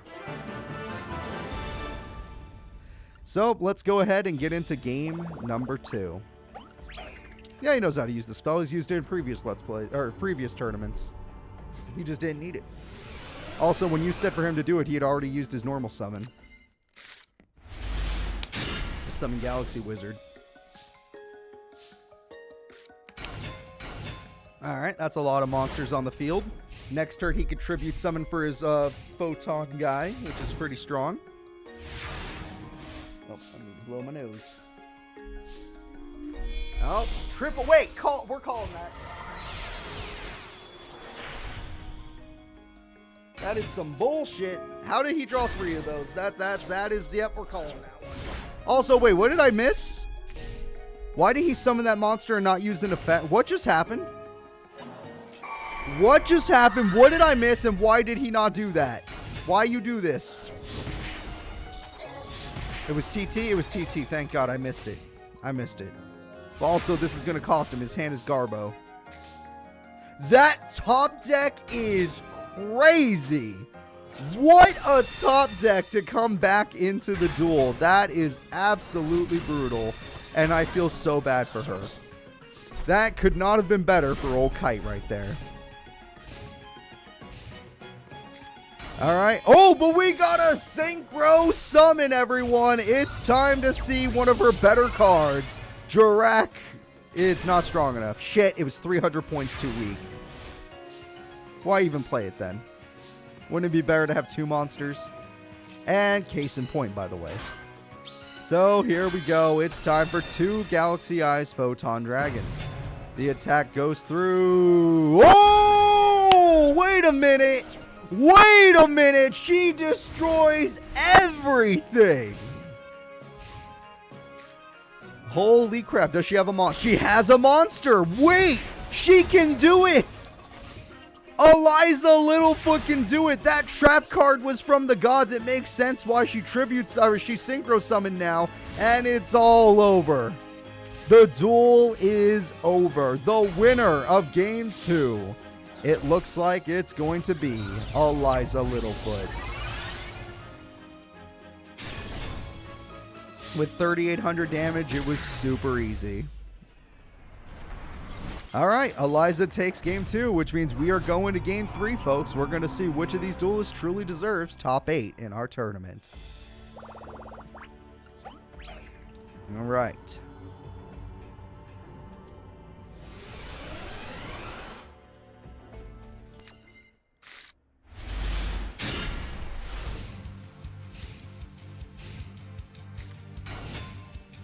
Jirak is here. Excel Light is here. Not like he needs it. Yep, he already had his combo. That's what I was going to say. He doesn't even need any of this other stuff. And the attack goes through. Luckily for her, she did get one of her better dinosaurs and can hold the field. She is going to need equip spells, field spells, and synchro summons to even stand up to him, though. She could have synchro, but there was no point because she would not defeat the monster anyway. And that top deck is some bullshit. Oh, that means nothing. Oh, that top deck is so good. Well, here comes another monster. Wizard says we're going to exceed. And even though she was able to beat 2 of those 3K beaters, I don't know if she's going to be able to take down Prime Photon Dragon. Oh, I'm sorry. She's okay. She's worth it apparently because he's going all the way to full armor. He's actually breaking out the full armor for Eliza. Eliza has pushed him to the edge, everybody. Game 3 is scaring him. She's scared too. She's like, I've never had to face a 4K like this. This is a little too much. Slightly above my pay grade. Galaxy Summoner brings back this guy, and they're going in. Yep, that monster had no chance, and your life points don't have much more of a chance. He discards to negate the effect. Smart play. 4,000 damage. You have 1 turn. 1 turn, Eliza Littlefoot. You are in so much trouble. Again, last time you did this play, you lost the duel, so I assume that means it's over. All right, the duel is basically over. We're just waiting for him to say the words, I attack. I hope you enjoyed your last turn. Full armor uses its effect, pops the monster. Backfire still does its job, but he goes in. And that is it, everyone. The winner of the match is Kite. Eliza did put up a fight. She did not go down without swinging, but she could not stand up to the full armor of his Galaxy Photon, whatever. Their names are so long. It's crazy. It's so crazy. All right, let's go ahead and see who's up next. So, Kite is in top 8 of one of the most important tournaments of his life. The next duel will be Leslie from Old American Academy. Obviously, she's not there anymore, but Leslie from American Academy is going to take on the undefeated Vectrix. Can she stop the undefeated Vectrix? The only thing good about Leslie is I don't think she uses Exceeds, so Vectrix has no advantage over her. It's just going to be a good duel. All right, let's see it happen.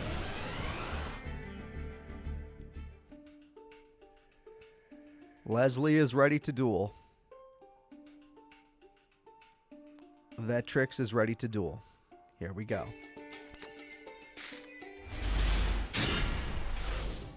And here it is. No, this is the same deck. Her deck is not really edited, so she did not have any of the extra cards. Supply Squad comes through. She definitely got taken over. We have Mystic Tomatoed. Not everyone that was taken over during that arc even got an Exceed monster. Oh, shit. We got Leo. Leo defeats Mystic Tomato, but Mystic Tomato and Supply Squad work well together. All that she really needs is her Grand Jupiter. Once she gets Grand Jupiter, she has full advantage over any duel. So hopefully she'll get there. Leo will die, leaving him wide open. Though that card's going to be good next turn. Alright, this is going to be your only chance, Leslie, to get some hits in. This is your only chance. So you might as well go for maximum damage output. Try to get their life points so low that they can't make a lot of plays. Good play from Leslie, knocking the opponent down to 35 in one turn. Not bad. Now we're going to see if the Vetrix can do anything about it. Yep, he was ready. Premature Burial, it's time to Exceed. How are we going to do it, though? You have so many cards in your hand, and the AI has to think about it. The AI is like, I have so many options. How do I want to do this? All right, Genome Heritage is here. It's special summoned. And we have another one. That's a special summon. We could do a double Exceed. Oh, we could do a triple Exceed. Okay, here we go. Another Genome Heritage, maybe? You know he loves that card. No, it's Patriarch. Patriarch uses its effect. Gets rid of Mystic Tomato. And they're all going in. Luckily, Mystic Tomato could try to stall for time. Actually, they're out of tomatoes. That's bad. Strike Ninja will try to stay on the field after the fact, but Giant Germ, there's already one in your hand, so not great. Not a great situation to be in. Still, you did hold the field as long as you could. And it kept your life points decently high. If you just go for destruction and damage, maybe you can find a way to win this. But your life points are getting really low. That was the only monster you could take with Brain Control. That's heartbreaking. And that card has an effect. What is Patriarch doing? Wow, that's a shame. Oh, what a top 10! The Supply Squad of the Gods! What was that? What was that? That is some bullshit! Holy crap, Leslie, go, go, go! Leslie with exact damage. I owe her some DP. She has done it. Vetrix is on literally on losing point. He can lose right now. It would be his first loss in Master Era history. Can Leslie do it? That was the best Supply Squad ever. It is the only reason she is still here.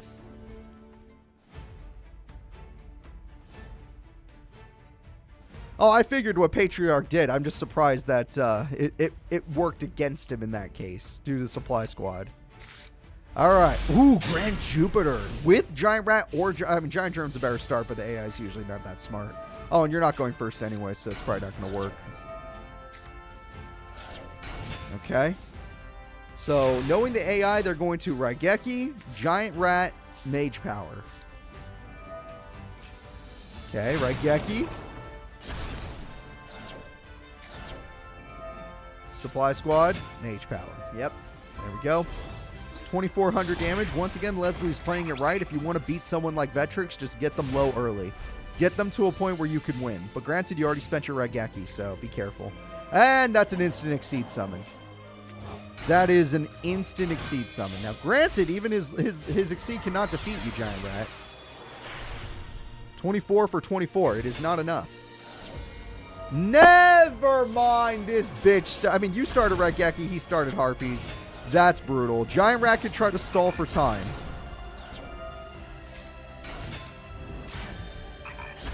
Giant Rat is still trying to stall for time. You're going to need a special summon to pull off Grand Jupiter. You need a revival card. Dude, that counts. That counts. That's such a good top deck. Leslie is on top of the world right now, and the undefeated Vetrix is in trouble. The undefeated Vetrix has no way of coming back at this rate. Yes, you'll get some life points back. He started Harpy Geki. He started Harpy Geki. She's bricked. I can't believe it. It's only turn 6. You know what? If I was bricked and that was the... If he does not draw a monster, you got him. There's hope. There's hope. Double Nimamamanga could be her boss monster. We might see the planet. We might see the planet. Oh, shit.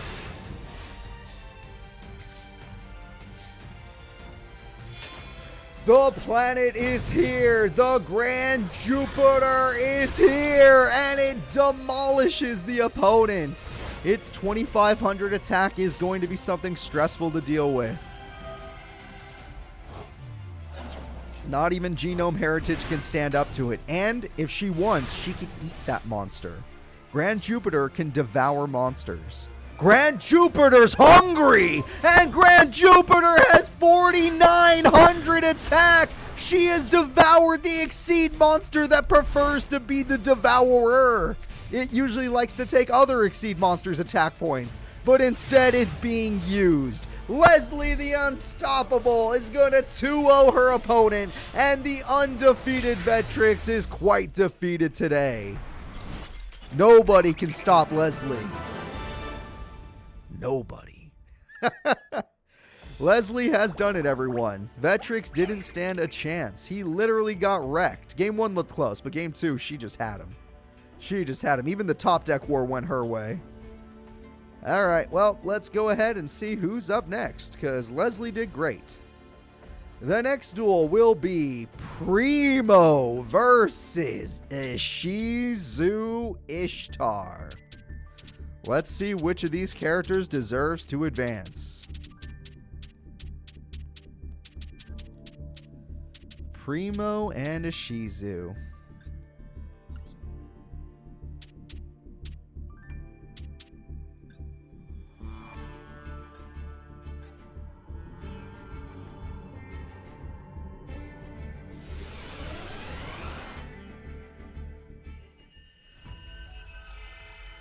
Alright, well, Primo of the Squad League, Ishizu of the Pro League. Which one of these characters truly deserves to advance? Usually Primo has people to hide behind, whereas Ishizu's strong enough to fight on her own.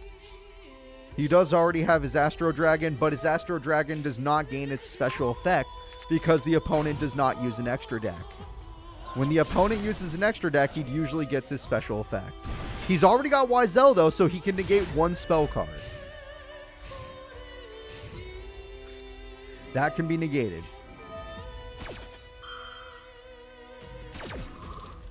Wizel, yeah, Wizel. And it's gone. She lost her best card. Without her best card, she is going to struggle. Monster Reborn can bring back a monster. That's an interesting choice. I actually didn't expect that one. And it's gone. It's all gone. But that also means the Shizu will not get her flip effect. It was not a flip effect monster anyway. He got his field spell for that.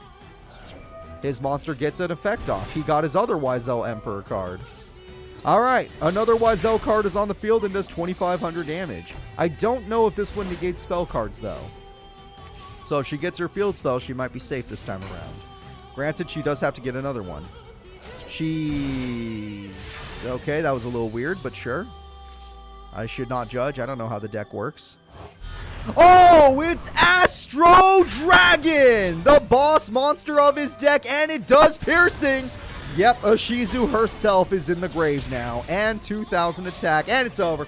And it's over! Squad League member has taken down the Pro, and the Squad League member is taking Game 1. Good job from Primo.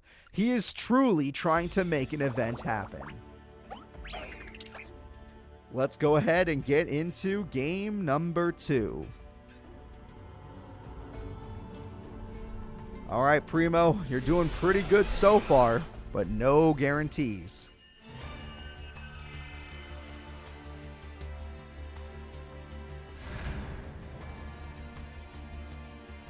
Shizu got unlucky that she was unable to get her Necro Valley onto the field before he had his negator, Wizel. Wizel literally negated the card. This time she can get it out on the field before he even has a chance. Oh, and she's got backup this time. Okay, she has got backup this time. She is not sweating. She's already got Necro Valley and a nice Spear Soldier. So even if he tries to hide in defense mode, she will pierce. All right. None of these cards are strong enough. This card has an effect, though. And the effect of this card is I pop myself to special summon from the deck, most likely. And I hit the field spell. Damn. And Wizel. Dude, are you going to make it so she can't even play her other field spell? Oh, crap. She's getting countered. Oh, that sucks. She's getting countered. Great play. Honestly, respect to Primo. He's doing better here than he did in the squad league. Although in the squad league, he got a really unlucky opponent. A person that was ready to fight him. So, you know what? She played premature to bait it out, so now she can play Necro Valley. Good play. Really good play. Intentional play. I like it. But you don't have a monster? Are you joking? You need monsters to win the duel. He destroyed his own field spell? Ah, gets him our Emperor. That's why. Okay. You need monsters to win the duel. Oh, shit. This is really bad for Shizu fans. She is super struggling against the futuristic duelist. She got Harpies, but again, he negates one spell. Harpies would have been great. But it does not work. Well, at least this isn't one where they stop playing spells because they know they'll get negated. Wow, he got all three, but it was search, so nobody gets to count that. All right. And there goes the field spell. She lost everything. I don't see her coming back now. Even though she did not lose the duel in this turn, I don't see her coming back after this. I can't see it. It's over, folks. She needs a miracle. A third Necro Valley. Wow. And it gets negated. All Necro Valleys are in the grave. Ironically. All three of them are in the grave. She was unable to take on her opponent. The attack goes through. You know what? If it had to be any monster, let it be Spy. If it had to be any monster, let it be Spy. That was good. The Spy is trying to save the day, and I can respect that. The Visionary has risen. Oh, what does this card do? Shit. Alright. Well, Visionary is still stronger than you. Visionary is still stronger than you. She's still standing. Monster Reborn. Spear Soldier? Are you just stalling for time? You running out of... Oh! It weakened him! Oh! Magic Cylinder! All he has to do is destroy Spear Soldier! All she has to do is attack Spear Soldier. That was a really good play by Primo, but she had an answer. Pot agreed. She's coming back. She may not have a field spell, but she has a dream. And her dream is to defeat this evil. Oh my god, Primo. She's got you on the ropes now. You can't defeat her. You needed 1,200 more damage. Spell card is played. Monster is... That's a piercing monster. No. No! Shit!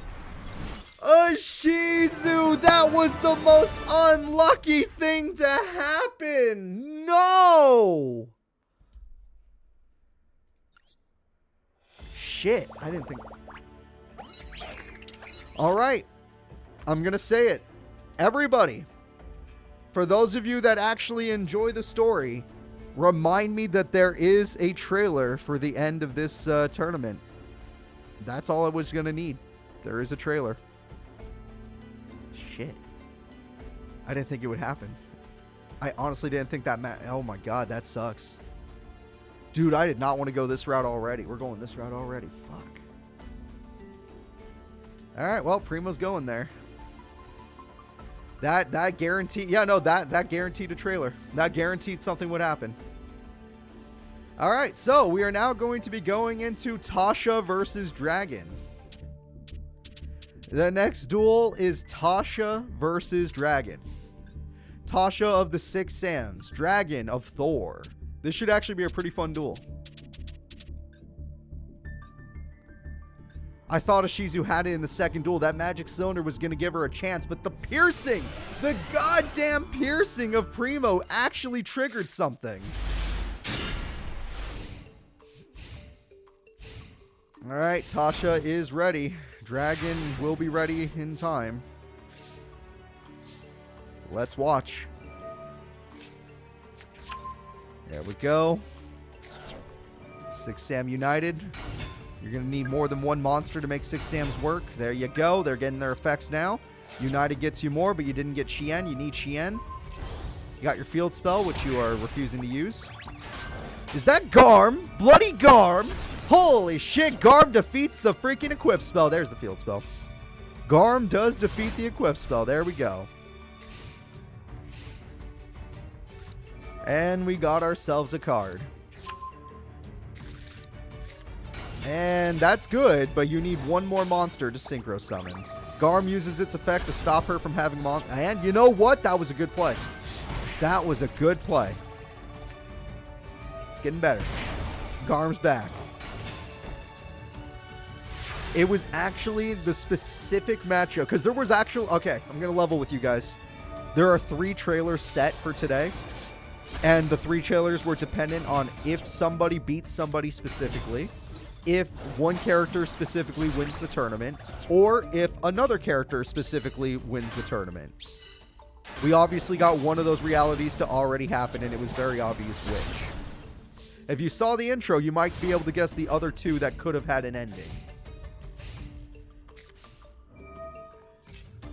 So there's technically 3 possible trailers today, but we're guaranteed 1. And the attack goes through. So because of this, we have ourselves Kizan. Oh, Kizan, is that the Six Sam guy? I don't know them that well. All I know is that that guy is set. Alright, the attack goes through. He does not get his monsters. Can we have 2 trailers if the conditions match? Yes, but I don't want to make you guys sad. One of the trailers is already dead. One of those 3 trailers is already dead. It's not a possibility anymore. Yeah. Alright, the attack goes in. The other one is technically still on the board. So technically, we could have a possible 2 trailers, which I never anticipated and will be very hard to make a schedule for. But if it happens, it happens. I can't say no to it. By the way, Tasha's doing quite well right now. Tasha is doing quite well. Oh, and if we don't get any trailers, because they're dead timelines, you will never get to learn about them. I will not expose what they could have been. You're just going to have to use your imagination. Alright, well, there goes the card. Nope, Call the Haunted stops it. Call the Haunted stops it. We get our tuner monster back, but because of the power of that monster, it does not matter. And it's gone anyway. God damn, these cards are busted. Damn, Tasha's good. Oh, you'll get to know one for sure, because it's happening. It's happening. Alright, Garm. Bloody Garm. In attack mode is really stupid. Unless the other card pops face downs or something. I don't know. Maybe it does. It's possible. I don't know. I don't know Six Sams well enough. They have way too many effects. Speaking of which, the duel's over. God damn. Tasha went ham. Thor defeated freaking Slade. And you're telling me you can't beat this? That is actually sad. Alright. Let's go ahead and get into game 2.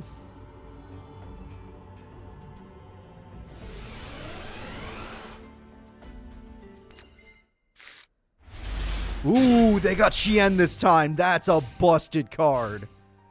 Shien is so good. But this is all... Oh, he got both his tuners. If he can keep the tuners alive, he's in a really good spot. That is how he gets his deck started, after all. Even if it's only one of them. Okay. Not enough special summons to start for our Six Sam fans. But that's okay. Give them some time. Oh, fuck. Dude, that's so unlucky. Dude, he has all tuners? It's an oops, all tuners situation? How is that even possible? Oops, all tuners. He can't get Thor. Oh, that would have been great in the other duel, but in this duel, you're actually struggling to get your special summon cards. Both characters are in a bit of trouble. Alright, in order to summon Thor, all he needs is a level 2 monster or a level 3 monster. If he draws a level 2 or level 3, it's a guaranteed game. Or if she just doesn't draw her special summon. That could search it. Is that also? I don't know that one. It is. Okay, there we go. Shien has risen. Her mom lets her have 2 Shiens. And the attacks begin. Giant Rat was not the target. I would be going after every single tuner on the field. That is not what you wanted to do. You only get one of those traps, and you chose. The winner is Dragon. I owe him some DP. The winner is Dragon. All right. I thought she was making her comeback, but nah. But nah, that did not happen. Let's go into game 3, everybody. All right, game 3 decides it all. The power of Dragon. The speed of Tasha.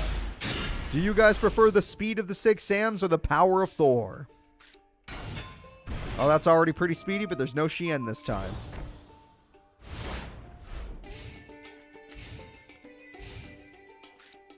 Harpies will get rid of the problematic cards. But you still have to defeat at least one of these. Oh, he's in a bad spot. I did not know that, and I am a World at War fan. I've played that game a lot. I've even played it recently on PS3 online. It was weird. Playing it again with all the people is a little weird, but fun. All right, attack goes in. Pretty good.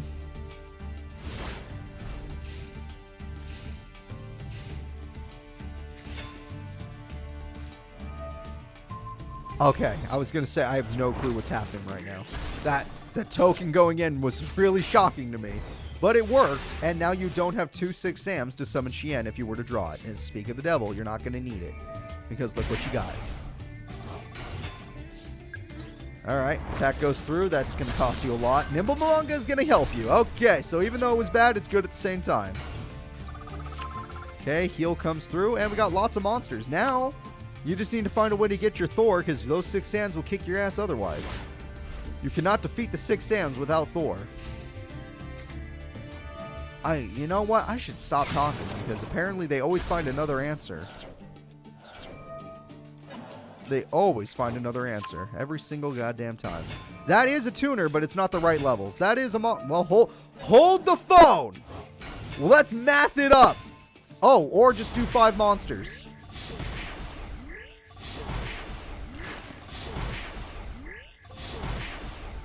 Five monster beatdown into Thor. Yep. And it is hammer time in game 3. The fact that this is happening in game 3 is so unlucky for Tasha. Tasha, I don't know what you're going to do. You are in so much trouble. Thor is going to be unbeatable. Okay, Pot of Greed. That's pretty good. Yes, you get to do some damage, but your opponent has a lot of life points left. And that trap card makes... no, actually, it's more of a tactical trap, but there you go. And we have a bunch of sets and a dream. A bunch of sets and a dream. Thor is going to be a problem. How will you defeat Thor? Attack goes through. 2 traps.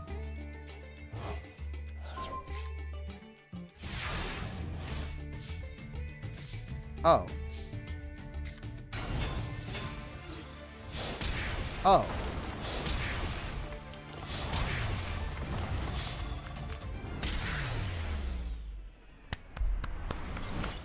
Good job, Tasha. Holy shit, that guy beat Slade just to lose in top 16. Tasha is going to top 8, everybody. Hell yeah. Tasha is going to top 8. That is freaking incredible. So, who's left in our tournament? We got 4 characters in top 16. Okay, that's pretty good. And those characters are Chomp Daddy, a character we have not seen since the Squad League, and Jesse Anderson, a character we haven't seen since the Pro League. So let's see what happens. Squad League versus Pro League.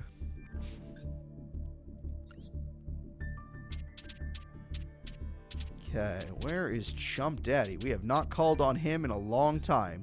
And granted, even though he is a Squad League champion, a lot of people say that he was carried by his team. Are you one of the people that think he was carried by his team, or do you believe that Chump Daddy is the reason his team won? I don't remember which side he's supposed to be on, if I'm being honest. Let's just guess this one. All right, really good start for, damn good start for Jesse. A damn good start for Jesse. This is going to be rough.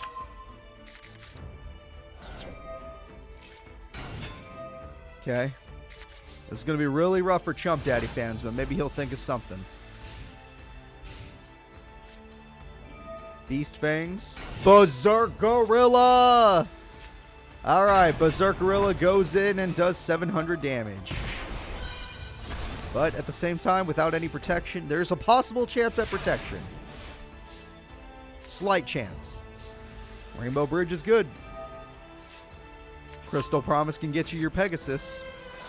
Or Carbuncle, it's a win-win. Yeah, it's literally a win-win. They're both going to get you Pegasus. And by doing this, you get another card. And by doing that, you get your Rainbow Dragon. He does have his main Rainbow Dragon. We're not even going to see if those trap cards could have helped the Berserk Gorilla. And that's 5 monsters. Dear freaking God. Oh, Berserk Gorilla returns to the field. And now we're going to go for 3,600 damage. Pretty good. If you are a fan of Jesse Anderson, he's going ham. Desmanian Devil with the power of Berserk Gorilla working together. Desmanian Devil defeats the Tiger and does some burn. While doing so, it's going to get him a card. He gets Ape Fighter. Berserk Gorilla is going to get rid of the Pegasus and do some burn. Again, we don't know what that other trap is, but as of right now, Chump Daddy's in, like, death range. Alright, we got ourselves an Amethyst Cat. We're going in. Goodbye, Desmanian Devil. Goodbye, Berserk Gorilla. I don't know what that back row is, but he needs to activate it or it's over. The winner of Game 1 is Pro Duelist Jesse, and I owe him some cash. God damn it. Everyone's taking my goddamn DP. Alright, let's go. Jesse Anderson's doing pretty good in this tournament. He wants top 8. Chump Daddy's freaking he's got all the hot sauce in the world in his gut right now. The winner was Jesse Anderson.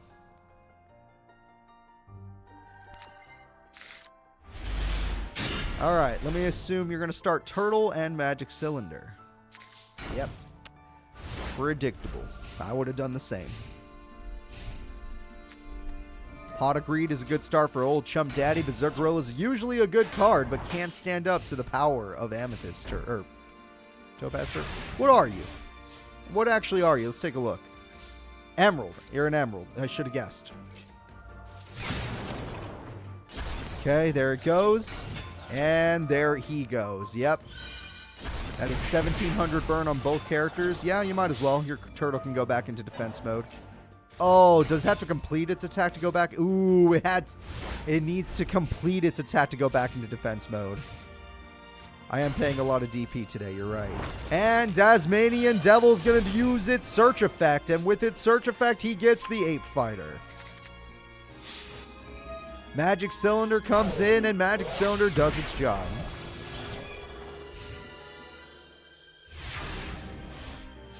You mean the best Digimon game, Digimon Emerald. And there it goes. The Tiger will rip apart the Desmanian Devil. But it looks like Jesse, with no field spell, never had a chance. He is in so much trouble of getting overrun. And it looks like he's about to get overrun. The Ape Fighter will destroy the monster and gain 300 attack. Also, he's going to do great. No trap cards, though, for Chump Daddy, so he's not in the safest of positions. Also, he just lost his Gorilla. He has Ape Fighter, though. An Ape Fighter can take on everybody that's showing right now. Okay, Chain Dog, a classic. Using Ape Fighter is smart to power it up even further. You know, this hand, look, now it's starting to look scary if he gets his field spell. This is his only hope. Oh, Crystal Ball! Oh, shit. Is there no room for a Crystal Ball? Would it fill up your back row? Yeah, probably. Shit.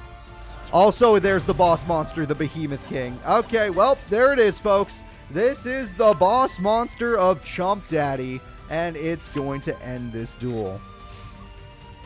2700 attack goes through, and it's over. Chump Daddy takes game 2. The Pro Duelist loses to the Squad League champ. Game 3 will decide it all. Will it be the Squad League champ that advances or the Pro level duelist?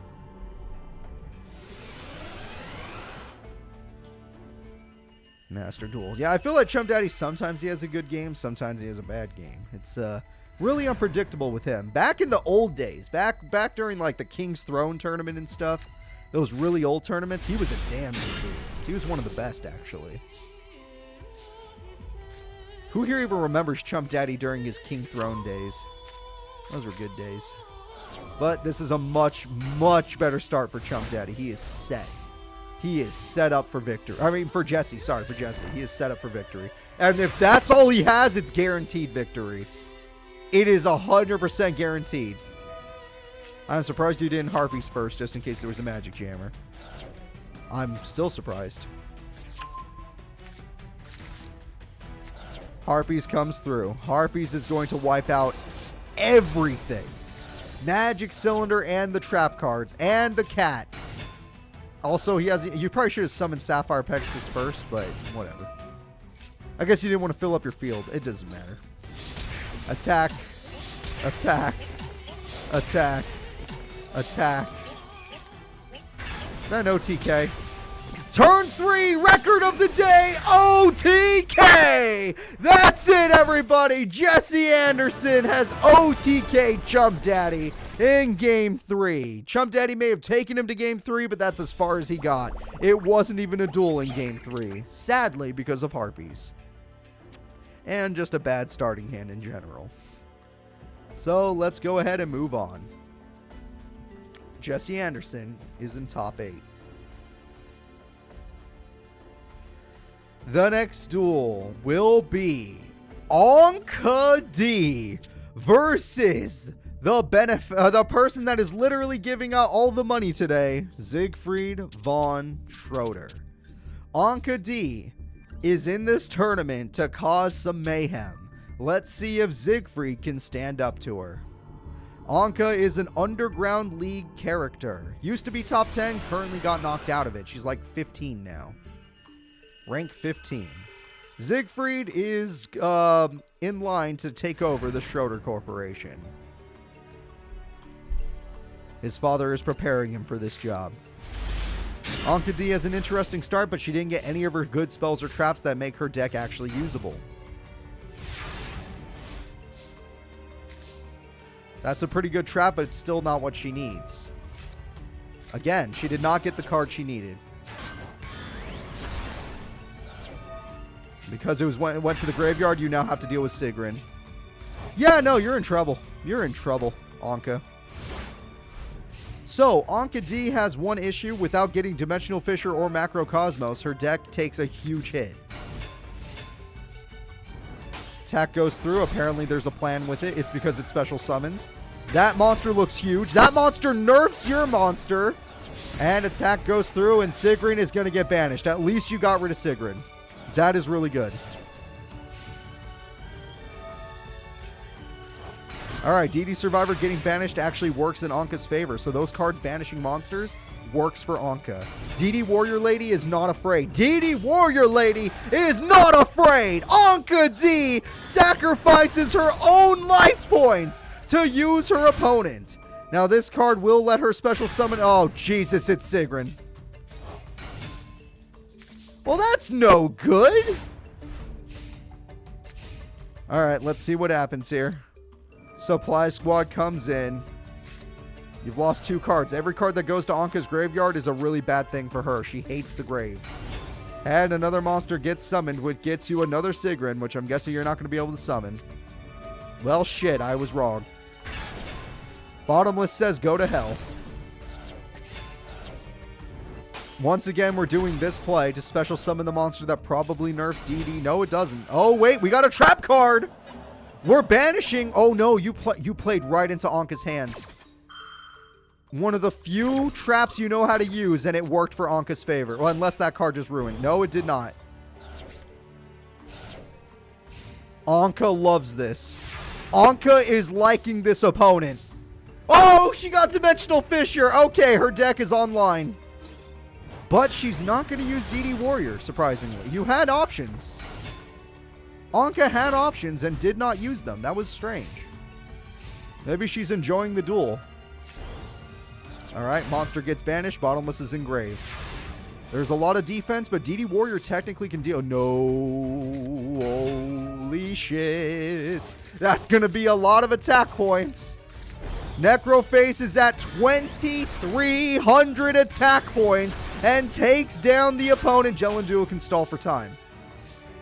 Okay, Jellin Duo can stall for time. Jellin Duo can be defeated by DD Warrior if she is smart enough to do that. I don't know if Anka's on that level, though. Holy shit, she might be. Her AI is on that level. Anka D is... Ah, shit, that's not her fault. It is built different. Okay, this is a pretty tense duel. Anka's losing in life points, but she has field advantage. She just can't get past these Jellin Duos. They're giving her a lot of trouble. And it's not like she runs that many burn cards. She used to back in her Duel Academy days. If anyone remembers her in Duel Academy, she used to have a card called Grave Robber's Retribution. But that was back in the olden days. Alright. The best... Okay, filling up your field was probably a mistake, but we'll see. We shall see. You do have spell cards that also banish. You have trap cards. I mean, there's always anything possible. Right now, everyone has Regeki. Literally everybody. It's a limited to one card for every character. Domino High Days. Sorry, I'm an idiot. Yes, Domino High Days. Duel Academy's different. Granted, she did go to Duel Academy. Oh, no. Did she? I don't think she went to Duel Academy. Also, there's no more banishing. Shit. Thank you. I'm an idiot sometimes. I don't know if she went to Duel Academy. She might have left the school by that point. Are you an idiot? Oh, that card better be worth it. Oh, no! You banished Necroface! Oh, my God. I'm so excited. Oh, I'm so goddamn excited. This is going to be good. Anka fans are eating good tonight. Anka D fans are eating good tonight. Anka D has brutalized her opponent in game number 1. Both characters fought super hard. It was literally blow for blow. But Anka D took advantage and won against the Valkyries. The fact that the Valkyries use banishing as a way to punish opponents, but that doesn't work on Anka, is a really bad matchup. It's super bad for the Valkyries, because normally it worked last duel. Last duel, the banishing made it so Mystic Tomato could not special summon. In this duel, she's like, banish me. I can dare you. Right now, banish me. I dare you. Do it. See what happens. Alright, Anka D already has her spells and traps and her Necroface. That's a hell of a start. And DD Destroyer is just a damn good card. And she agrees with me. DD Destroyer is a good card. So let's see how he answers this.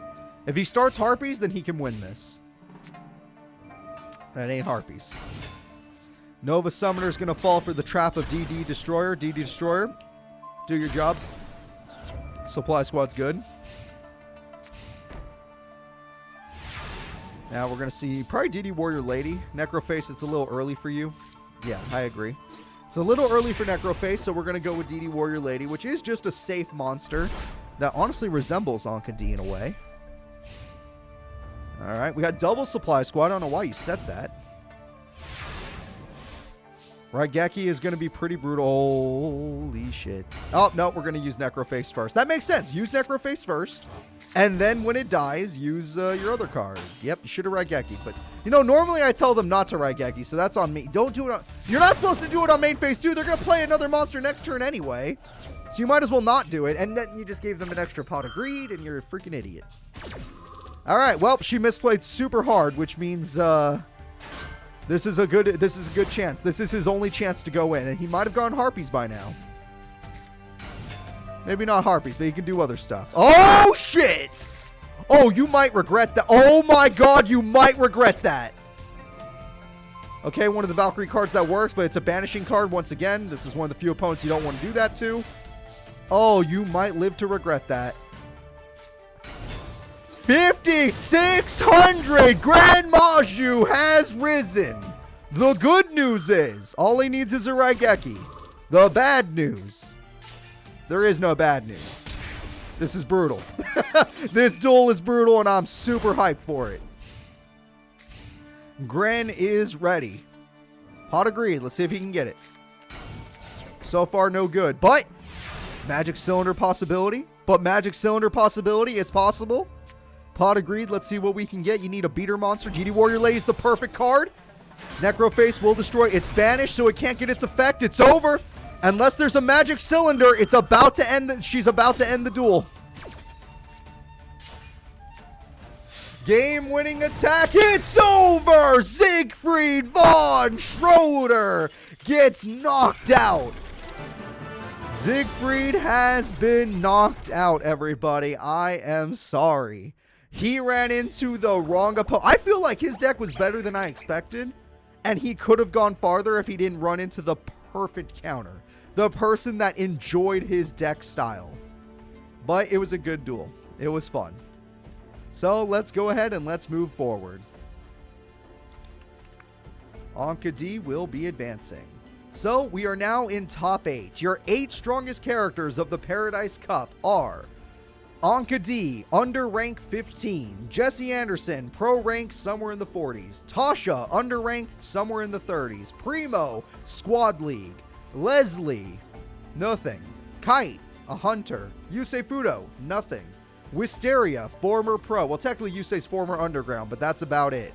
So we are now going to be going into Wisteria versus Yusei Fudo. Let's go ahead and see what happens. Yusei Fudo has been the popper, literally the pop-off character. His training arc was definitely worthwhile. But now we're going to see if Wisteria could try to take him down. Obviously, she's going to struggle to do so due to Stardust Dragon. But if he doesn't get his Stardust, if he goes for his other synchros like Nitro Warrior, she can take full advantage. We'll see if that happens, though. Also, she has to not brick, so there's a lot against her in this duel. There's a lot against her.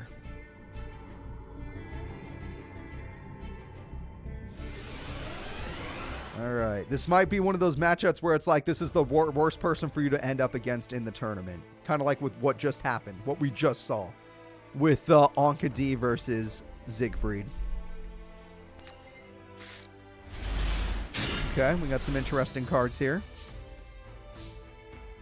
Top 8's going to be rough, I can already tell. Stardust Illumination, yep.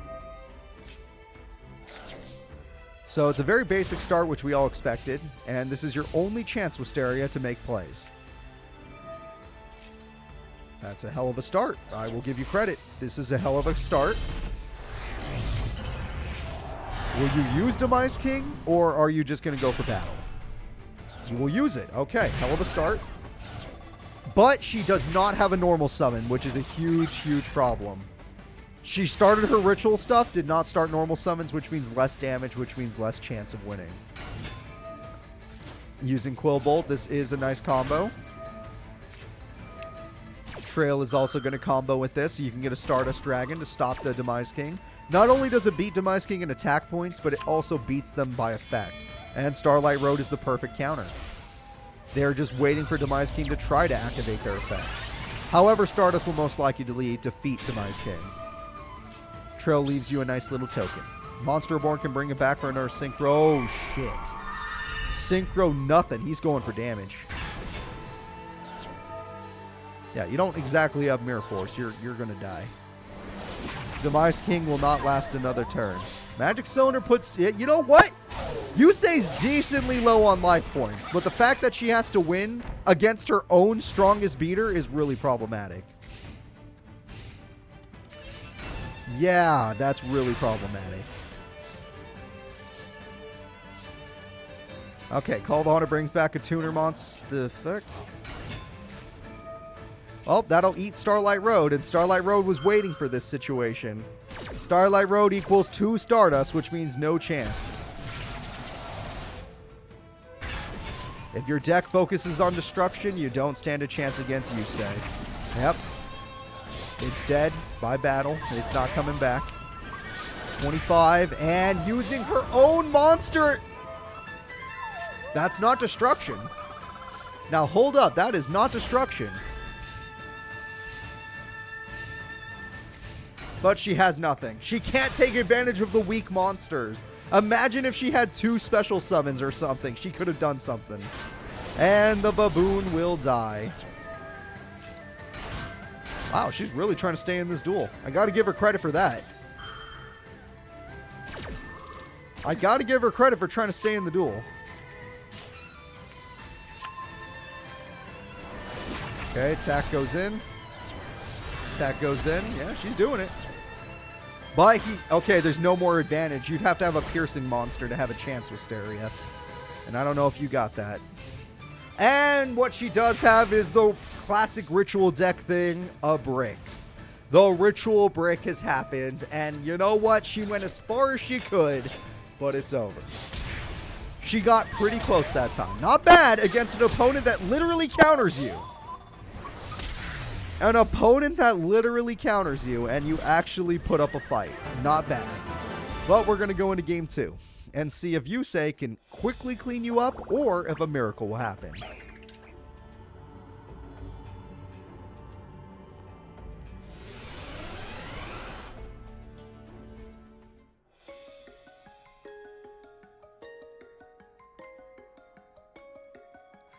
Okay, getting a little worried, but I believe in you. Quick Draw is a really strong start with Quillbolt. Or Jet, honestly. She got one of her beater monsters this time. There we go. We have ourselves a Synchro Summon. Nitro Warrior is probably the best one for damage. Yep. Makes sense. Jet Synchron's going to throw away Call of the Haunted. Monster Reborn could be used, or you can use Quillbolt. Let's still use Monster Reborn, yep. Monster Reborn's going to be used. Synchro Summon. This time it could be more tactical or just damage again, your call. That's a really good card. Classic, but good. And now you can Synchro again. Yeah, okay, he's good at Yu-Gi-Oh! I got to give him credit. The man knows how to play Yu-Gi-Oh! Damn, does he know how to play Yu-Gi-Oh! That's going to hurt. This is a painful turn. Yup, that's almost game. Alright, Wisteria, you can't afford Demise King, not like it would matter, but show me something I haven't seen before. Like I said, you can't afford it. You can play it, but you can't afford it. She's trying, at least. I got to give her credit. I want to cry for her. She's trying. I can't... She's never given up. She's dead, but she didn't give up, though. I gotta give her credit for that. You don't even need this spell card. The duel's over, dude. Please stop being mean. Alright, attack goes in. 3,800, 2,400 damage. Yep. Yusei makes quick work of the former pro. Former Underground Yusei is going to top 4. Are any of you surprised? Let me look at you. Are any of you surprised that the main character is going to top 4? Alright, let's go ahead and see who's up next. There have not been many people that have defeated Yusei in general since his upgrades that the Junk, Old Man Junk gave him. That was a little while ago. So, the next duel is going to be Kite versus the surprise Leslie. Leslie defeating Vectrix was definitely an upset of the day. Let's see if she can bring another upset by defeating Kite.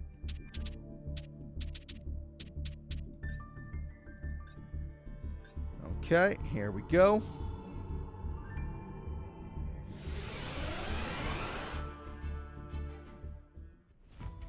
Kite is ready. Leslie is ready. Leslie the Trailer Killer. I love that. That is a great name. I will not confirm if it's accurate, but it's a great name.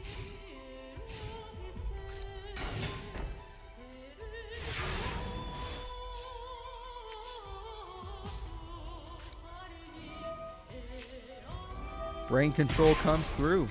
Double cost on for double the damage. Now, granted, she's doing a lot of damage, but Leslie can't do much else after that play, so it's not exactly great. Yeah, Yusei has lost to Yugi in the past, and he's lost to Nash in the past. I think he also lost to one more person. I can't remember who it was. But we're only talking about after he got his buffs during the invasion arc from Old Man Junks. Also, is this a really good start, or am I crazy? This feels like a really good play right here. Her literal only hope is to draw Grand Jupiter or die. It's literally Grand Jupiter or death. Oh, hi there! Oh, you're big and scary. And problematic. Yeah, she gave up. I don't blame you. I don't blame you. If Kite's going to bring out his best card, you might as well press surrender. Damn. That happened. Let's go into the next game. Sorry, guys. I'd like to be a little less scared, but that thing scared me. That thing legitimately. Wow, I can't say the word. Legitimately? No, I can't say it. Huh. I know I've said it in the past, and my brain can't say it right now. I knew I was getting weaker. Something's wrong with my brain. That's fine. It's fine. I only need a few more years on YouTube, and then my brain can go out on me. I'll just be playing video games for the rest of my life as a zombie. Hot agreed. That's good. A lot of good limited to one cards. All 4 of those cards are limited to 1. So Leslie has a much better start this time. Mystic Tomato will go in, and that wizard is going to survive. Alright, the wizard could be a problem. Let's see what happens.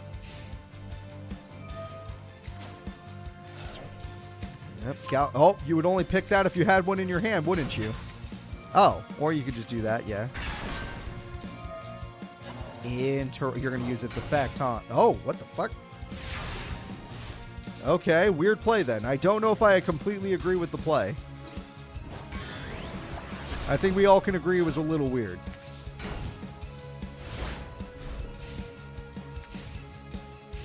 Alright, this is not merch. This was for me. This was a gift from my family. The only people that own this shirt is people that worked on my channel. That's about it. Oh, and my family. Alright, Monster Reborn comes through. And we got Afterglow. And we got Call of the Haunted. And we got Mystic Tomato. Holy shit. Holy shit. Can you do it? Is it possible? Kite, are you going to lose to Leslie in game 2? Yes. Yes, you are. Oh, yeah, right now, actually. Alright, so that is brutal. Wow, he lost to Ish. Oh, Ish Kick was pretty good, actually. I forget how good she was. Alright, guys, game 3. Leslie can knock out Kite right now. Leslie, will you do it? This American Academy student is built different. I know she's no longer American Academy. That's the only way you're going to recognize her.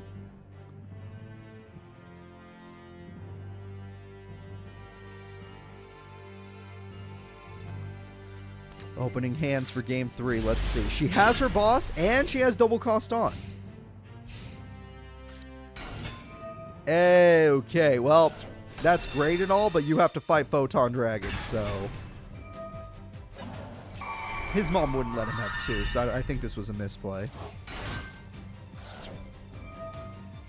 Oh. Oh, dear God. He definitely has 2 different ones. Oh, man. This is going to be rough. There was a Buster Blader deck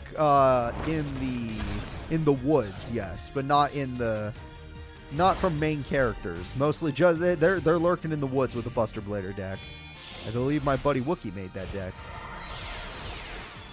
And we got Prime Photon Dragon. Well, that's about it. Oh, it's getting worse by the second. Why do you keep picking that card? Probably that was your only choice, huh? Never mind. You don't need to ask me why. Okay, Card Trooper comes through.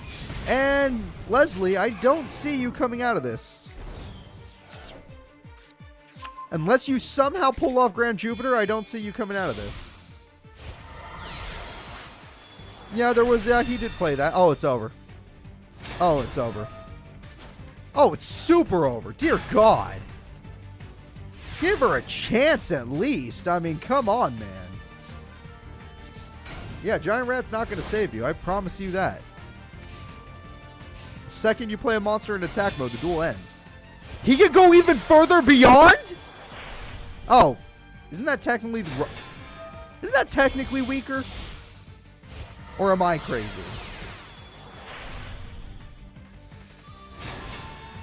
I think Kite's fine. I think Kite won either way. And that is game. Kite will take the victory. Yep, Kite will take the W, and Kite will be moving on to top 4 of the tournament. This is pretty good. Good showing so far from Kite. All right, next we are going to be moving in to, okay. I forgot Primo's here. Yeah, Primo versus Tasha. This will be interesting. The reason I say this will be interesting is because Primo is a person that takes advantage of the opponent's extra deck. And Tasha does use the extra deck. Not very often, but she does use it. So anything can happen in this duel. This duel, Primo technically would be at full power. Because last duel, he actually won just by straight up winning. He didn't even have the ability to use his best cards.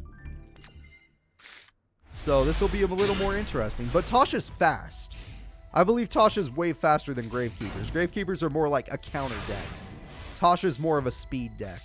That also has counter effects, but it's a speed deck. Case in point, speed. Oh my God, case in point, speed.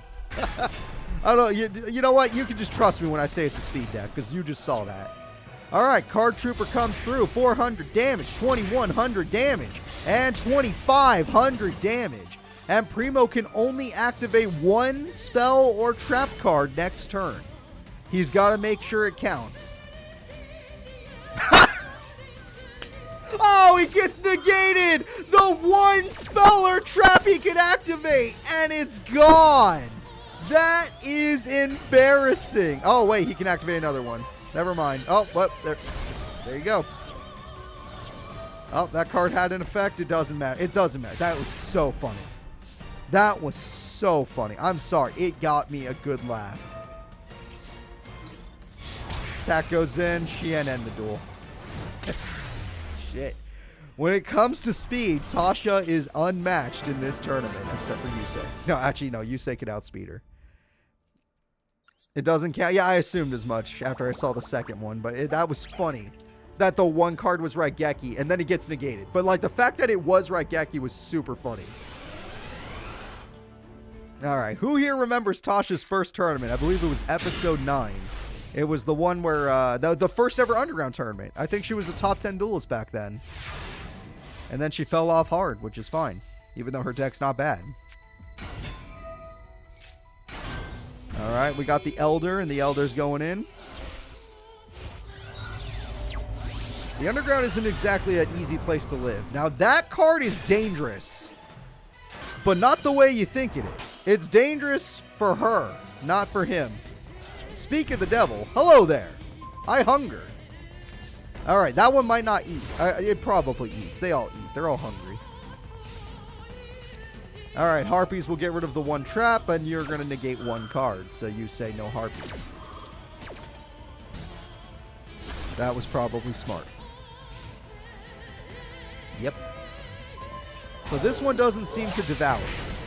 Maybe it's the other Wizel that does it.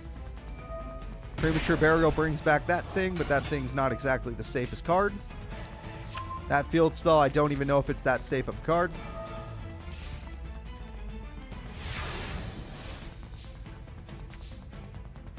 Okay. Attack goes through, and we have the same effect again. Except this time we're going to negate that attack. And now your monsters are in a bad position. But he can't beat you by battle as long as he doesn't get his Astro Dragon, so you're good. The Squire is going to try and protect Iroh, and succeeds. Okay. Still not the worst situation for her to be in. She's actually fighting back. And Xian exists, so that, you know what? That's not a synchro, that's an effect monster. So this is not the worst situation ever. Attack goes... No way he had... His mom let him have 3. His mom let him have 3 in his opening hand. Shit. That's pretty good. That is pretty good. Okay, well, this card's going to take away your monster's attack stat and just attack it. I would have killed Xian, but, you know, to each their own. The other Xian, that is. In fact, I would say that was a bad target out of all your targets, because if you would have got your normal Wizel, you would have ate that.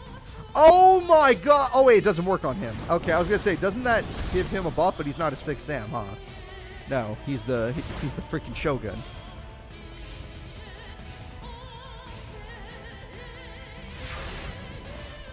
Yeah, they are Shank. Oh, but then you're right. Then they'll lose the Synchro Monster either way. You're right. You're right. Good point. All right, attack goes through. Xian protects himself, and your final Wizel has fallen, which means Primo has finally got into a situation where he's lost. There is no comeback now. I stand by what I just son of a bitch. That's Astro Dragon. Astro Dragon! Use the effect you couldn't use before! Astro Dragon takes a monster from your extra deck and takes its attack points! Shit! You're still in it! They were only able to use one spell or trap, and it was the one spell they needed. This is the power of Primo's Astro Dragon! There we go. Pop the field spell. You don't even need any of this. You know that, right? Well, technically, summoning Wizel was probably not the best idea. I'm not trying to be mean or nothing. It just probably wasn't the best idea.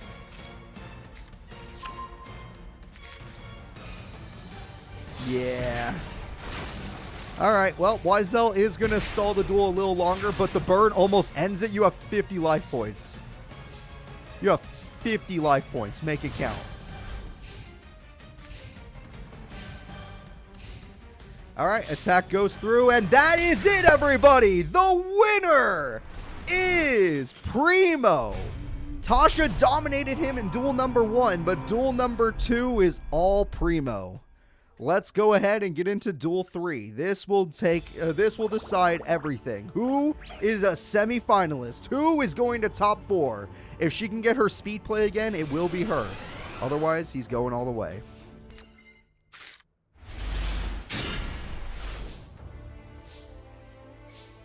This is a really good hand for her.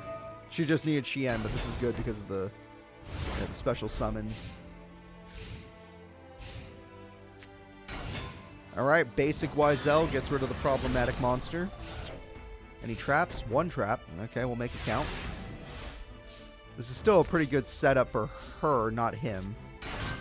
Okay, but she did, I was hoping she would draw a stronger 6 Sam, but she did not. And now we got 2 of these things, and we're going to steal one of the 6 Sams. I don't know if that's a great idea. It really isn't. Looking at the play, it really wasn't. I like that they both give each other piercing. That's very funny to me.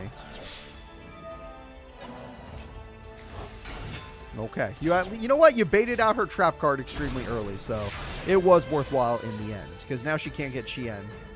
That's one of her better monsters. Yep.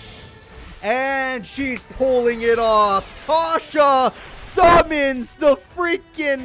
what is he? He's Shien as well, but what is his actual name? Like, his name is Shien, but he's Shadow. He's the Shadow of the Six Sams. Holy crap. That's going to be tough. That is going to be very tough. 2,500. It's not a synchro, so you're going to struggle a lot against that. And Nisashi can attack twice. Well, this card has an effect. Oh, that card has an effect. And it buffed him just enough. That was lucky. That was super lucky. Dude, you're going to die. Dude, you almost died. Astro Dragon is like your only answer to this big monster. Your other monsters can only tie. Oh, well, Wizel's here to tie. Your other monsters can only tie. Field Spell comes out. This one looks a little different than the other one.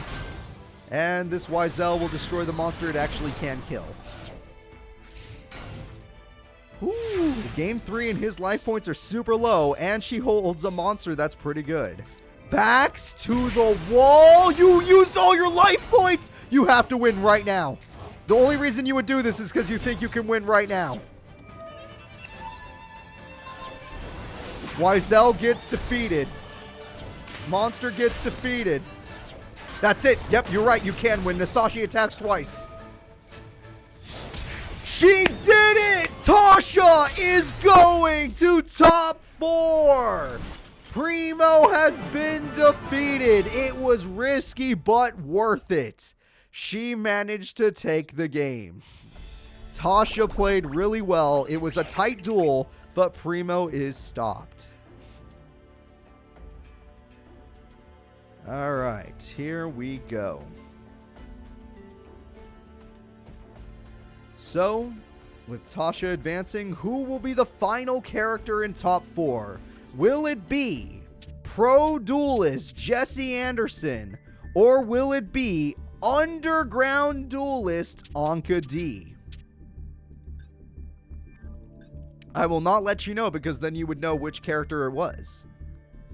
I will not let you know. Just know that one trailer is guaranteed so far. At the end, I will tell you. At the very end, I'll say if there was 2 or not.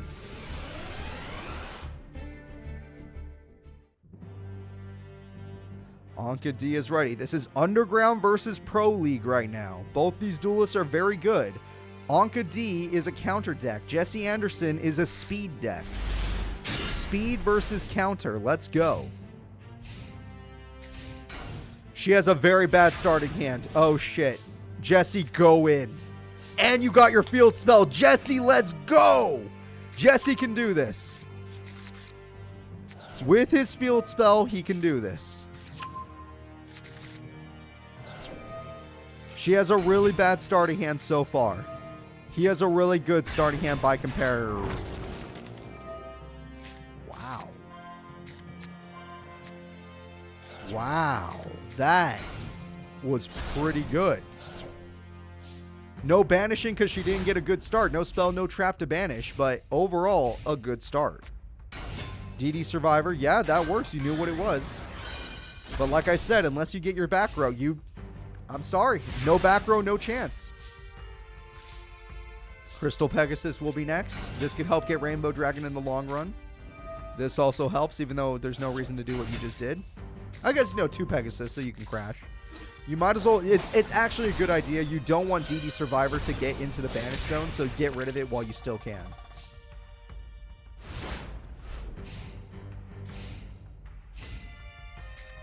DD Warrior. You know what? This is at least a banish play, but like I said, without your Dimensional Fissure, without your Macro Cosmos, you can't get started with your play. What the fuck, Anka?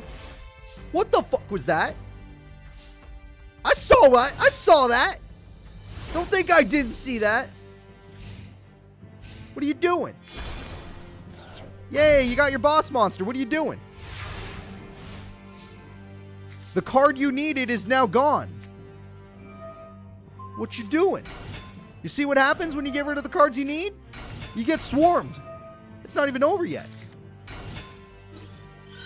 This guy was not going to be patient for you. Attacks go through. The winner is Jesse Anderson. Pro League perfect victory. Underground League be damned. Anka D is looking like she wants to be stopped in top 8. She wouldn't even use it. She got rid of it. She got rid of it. Macrocosmos, the card she used in the match before, she decides to throw away. Like an idiot. Even though it's the only thing that makes her deck viable. That and Dimensional Fissure. Alright, let's get into game 2. It's speed versus counter. And speed will always win if your counters take too long.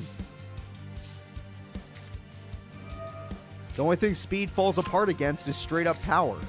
Like Slade would be a huge opponent for Jesse because of all those attack points. Jesse can only get up to 3k really until Rainbow Dragon, but that takes a long time.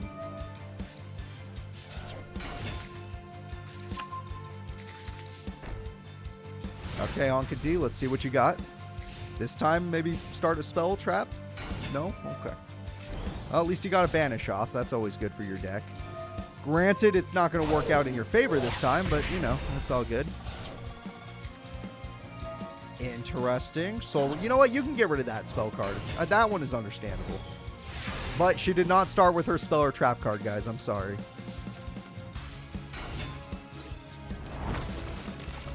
Attack goes through. Banish goes through. Attack goes through. That's a pretty good combo, getting DD Warrior Lady back, but DD Warrior Lady can't deal with the things that are on the field now. You have no life points left, so Anka, you're getting outsped. You don't have enough turns to set up your combo, and if you don't get it on the first turn, you straight up lose. And lose you will. Unless you get Dimensional Prison. You did not. All right, folks, I'm afraid Anka got outsped. Jesse Anderson of the Pro League is going all the way to top 4. All she did was show up, bully the guy who is literally in charge of today's tournament, and leave. She did her job. Brutalizing the guy in charge of the tournament, she did her job. But she's leaving now. Jesse Anderson is going to top 4. Anka D ends in top 8. We are now going to get into our top 4 of the tournament. We have Pro Level Duelist Jesse Anderson, Underground Duelist Tasha, Hunter Kite, and former Underground Yusei Fudo. These are your 4 strongest competitors, and they are going to begin their fights right now. Who will win the massive prize and who will fall apart? Which character are you guys going to go for? Are you Yusei fans? Are you Kite fans? Are you Jesse fans? Or are you Tasha fans? Either way, place your bets. Let's do this. They're all about ready to duel. Let's get semifinals started. All right, semifinals will now begin.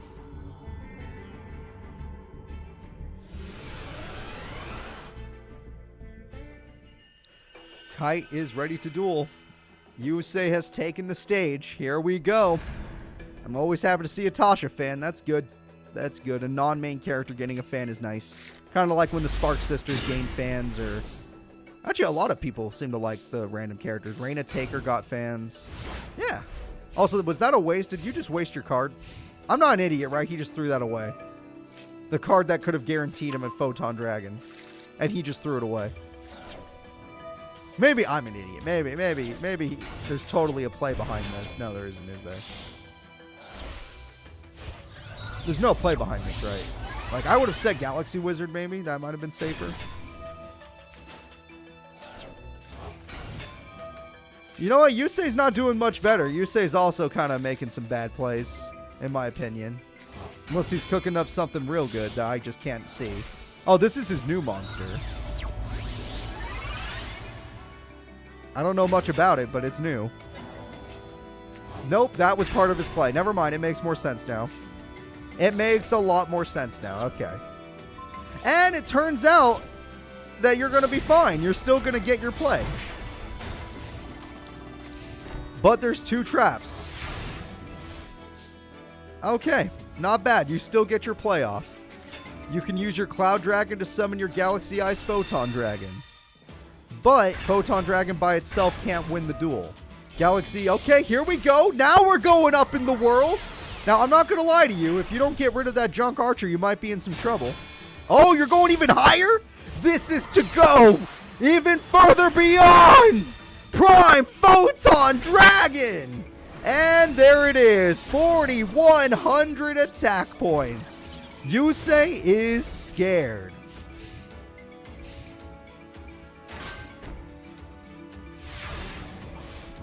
All right, let's see what happens.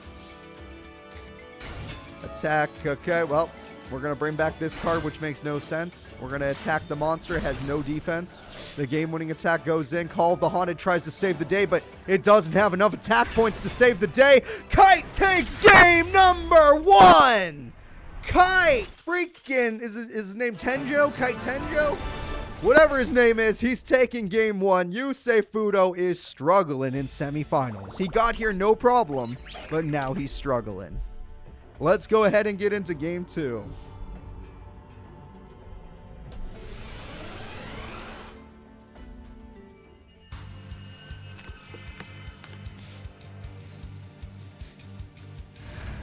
All right, game 1 goes to Kite, but game 2, Yusei is going to need to cook a little harder this time. I would say Galaxy Crusher's fine. You could start that card. Yusei Fudo makes a good play. Oh, no. You needed to do more than that, sir. Oh, that's a bad starting hand. We all can agree that's a bad starting hand. That's terrible. Yusei's not much better. Both characters seem to have started with a bad hand.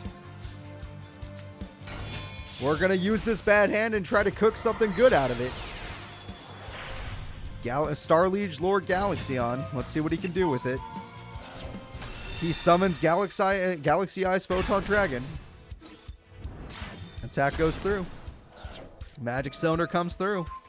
That's amazing damage from Yusei Fudo. That seems a little overeager. You really didn't need to play that card yet. We'll see what happens. Yusei, you ready to start cooking for your fan? Yusei has decided to disappoint every single one of you. He made it this far with insane plays and powerful synchros, and this might be the first duel where he does not perform a single synchro summon. Literally the first time ever. And his opponent has triple Exceed summoned on him. That's 3 Exceeds. Good defense, though. That actually might save him. Wow, that actually saves him. One tuner monster can fix this. And this card is back. This card scares me. It's just a creepy art. It's got a creepy art to it. This is, I get to say it. This is the first duel where Yusei Fudo did not synchro summon against his opponent. And that seems like a misplay to me. I feel like the other card was better. Oh, I'm wrong. This card pops. Also, that card has another effect. Dear freaking... Oh, it's over. It's over. It's over, folks. I don't know why he didn't Exceed summon. Why is that card level 8 otherwise? Doesn't need to, that's why. Yusei made it this far, no problem, and then Kai dominated him in a quick 2-0. Yusei will get one more match in the tournament in the third place breather match. Alright. Really sad for Yusei fans, but Kite is better than Yusei. I can say that. I can say that now. Kite is better than Yusei. If they had fought during the invasion arc, apparently Kite would have won. Yusei Fudo loses. Kite advances. The next duel will be Tasha versus Jesse Anderson. Both characters are speed-based, so it is whoever is faster. Kite would be considered an attack-based character. He's a damage dealer. He's a Kaiba. You know, Kaiba would be like the first character to be like that for us. He's a Bandit Keith. Jesse and Tasha, they're speed-based, like My Valentine. The current #1 duelist. Currently, the #1 duelist is speed-based. Where the hell is Tasha? I'm sorry, I'm struggling to find her. Alright, there we go, guys. It is time. Here we are. It is time for Tasha versus Jessie.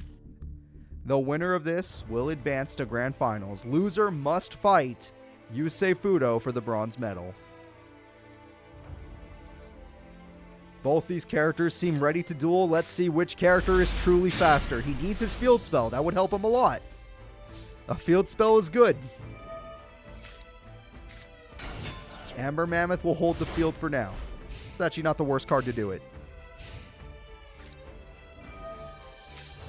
Pot of Greed comes through. United We Stand comes through. Raigeki! That's expensive. Unless you're planning on winning right now, that was a little too expensive. Nope, you just wanted to use that card, which I don't even know the name of. Hand of the Sixth Sam. I don't think that's going to do it. Rare value comes through. Alright. Oh yeah, rare value needs 2 cards, huh? Never mind. And you did not realize that that didn't work. You forgot about the enemy field spell. Oh, but you wanted the rare value. Very understandable. Only drew monsters. He did not get any of his spells or traps, which is really bad because he needs his field spell. That is 2 of those, and they're only going to draw 1 because they might as well. Tasha's a little scared. She wasn't expecting the 3K beater so quickly. Field spell, baby! We got a field spell. Amethyst is going in. And obviously is not going to work because of the field spell. Alright, this is good. This is good. Monster Reborn is desperate, but it takes the Tiger from the opponent. The Tiger is a desperate play, which means she does not have any card she could summon in her hand because she would have done it for 6 Sams. She has a set, actually, so I assume it has 0 attack. Otherwise, why? Alright, Tiger has returned. Tiger defeats Tiger using Tiger's effect. And she steals it. She steals the Tiger, making sure the opponent will never get it back.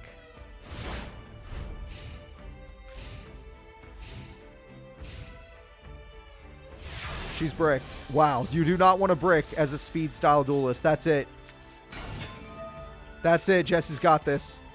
Jessie just has to go in. Damage, damage, damage.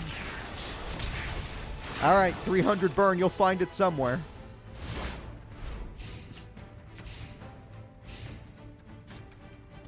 She's desperate, so she uses her card. Oh, you have so many cards you can negate it. Wow. Wow, that's not even fair. Dude is not even playing fair. She's bricked then. That top deck could have been helpful, but she's bricked. Jesse Anderson, the pro-level duelist, is looking to go all the way. He is 1 duel away from Grand Finals. And I don't know much about Jesse's past. I don't know if he's ever been even top 3 in our tournaments. So this is pretty incredible from him. He's been good, don't get me wrong. I just don't know if he's been top 3. It's very hard to achieve that. All right. Here we go. Game number 2. Jesse Anderson versus Tasha. The speedsters are going at it again. Will it be the 6 Sams or will it be the Crystal Beasts? Jesse has been in top 3 once. Okay, good. Thank you, Alexi. 3rd once before. Good. You guys have much better memories than me. It's probably because I'm not just thinking about past tournaments. I'm thinking about future ones. Which, thanks to one of the things that have happened today, we definitely have a tournament coming up that you guys are going to need to get very excited for when you see the trailer. Guaranteed. It happened in Paradise Lost? That's wild. That's wild. That's a long ago tournament. That was the only time we ever got to see Night Shroud. Or Darkness, however you want to call it. Top 8 in GX? Not bad. Top 8 is not bad. Anything top 8 is always respectable. That's what Anka D got in this tournament. Very respectable ranking. All right, 3K beater. She got her monsters out pretty quick, but she needs to... Oh.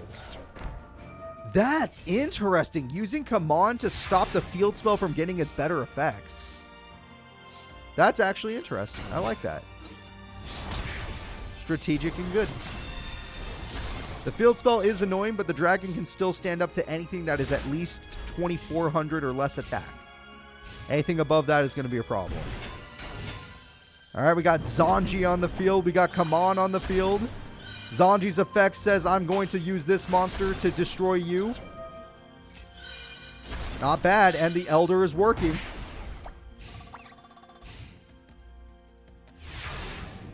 Damn, Paradise Lost must have been a wild tournament if all that shit happened. That sounds amazing. I need to rewatch that one. I gotta go see what happened.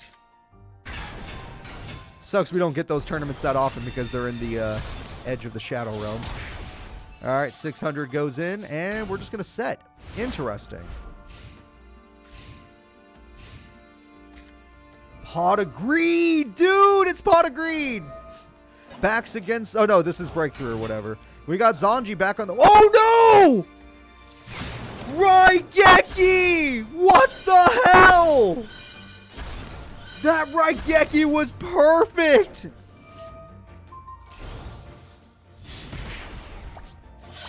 Damn. Damn, he's saving his life points, but he's got nothing but rare value. That was brutal. Crystal Bond, what a top deck. What a top deck. Now you could draw a card using your field spell. Now you could get better value.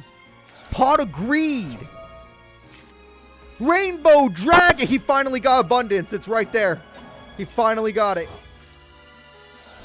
Abundance! Let's wipe it all out! Jesse Anderson hungers for battle, hungers for victory, and is going to top 2. He's going to grand finals, folks. Abundance has done it. He has not done that either ever, or it's been so long I just can't remember. With the Abundance, Jesse Anderson has qualified for grand finals, which means right now we're going to have our 3rd place breather match. And it's going to be Tasha versus Yusei. Tasha and Yusei are going to have the 3rd place breather match to see who deserves the bronze medal of this tournament. Jesse Anderson will be waiting for grand finals. So let's go ahead and set it up. I'm looking for Yusei's deck, and Tasha's already set up. She's still in the arena waiting. The Paradise Cup has been hyped so far, but the 3rd place medal is going to be hard fought. Both characters are speed-based characters. Yusei does not even need me to say it. He is a speed-based character. Jesse, Yusei, Tasha. Kite is power-based, and he defeated Yusei. So power can beat speed in certain situations. That hand sucks. Is this what happened to you in the other duel? I'm starting to see what happened to Yusei in the other duel. That hand was ass. Alright, Pot of Greed. Let's see what we got. Tasha's got speed. Tasha's speed's going into work. We got special summon effect. We got Shien already. Shien is on the field insanely early in this duel. The attack goes through, and the attack is going the wrong way on this one. She already has her field spell too, so her cards are stacked. Does that field spell not protect Shien, though? I am asking. Because technically they're not a 6 Sam card. I know they're part of the archetype, but they're not technically a 6 Sam in name. Alright, well, this is a guaranteed synchro summon. Oh, this is a bigger synchro than I realized. What did you just do? Level 5, he could go for Speeder. It's Jung Speeder! He's ready to do what he's always been meant to do. Shien be damned, you're going up against the ultimate monsters. Say hello to Excel Synchro. The name of the field spell, we can take a peek after he's done doing his stuff. We got the Assault Warrior in defense mode. It's Shien's Castle of Mist. AI versus AI is just Yu-Gi-Oh! Master Duel offline mod. Also, is that an Excel Synchro? It's level 10! It's Stardust Warrior! That's right, Jason. Not today. Not today. Also, I would like everybody, because I know he'd hate it, please wish Bulbmans a happy birthday. You're a little late to the party, but wish Bulbmans a happy birthday. It's not today. It already happened. I went to their birthday. What is this? It's Road Warrior! Road Warrior is now on the field. Call of the Haunted comes through.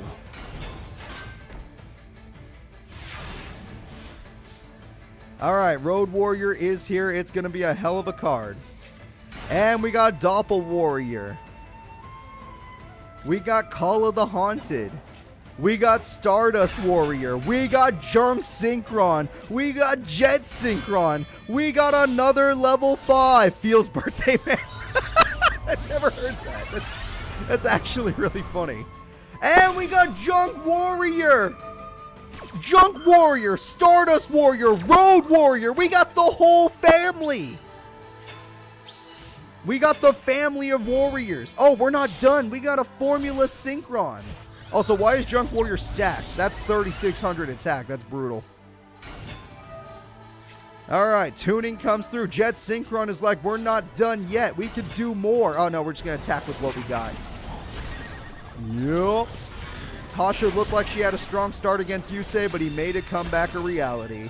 And now with his weakest monsters, they all go in to do exact damage. Yeah! I owe Yusei some money!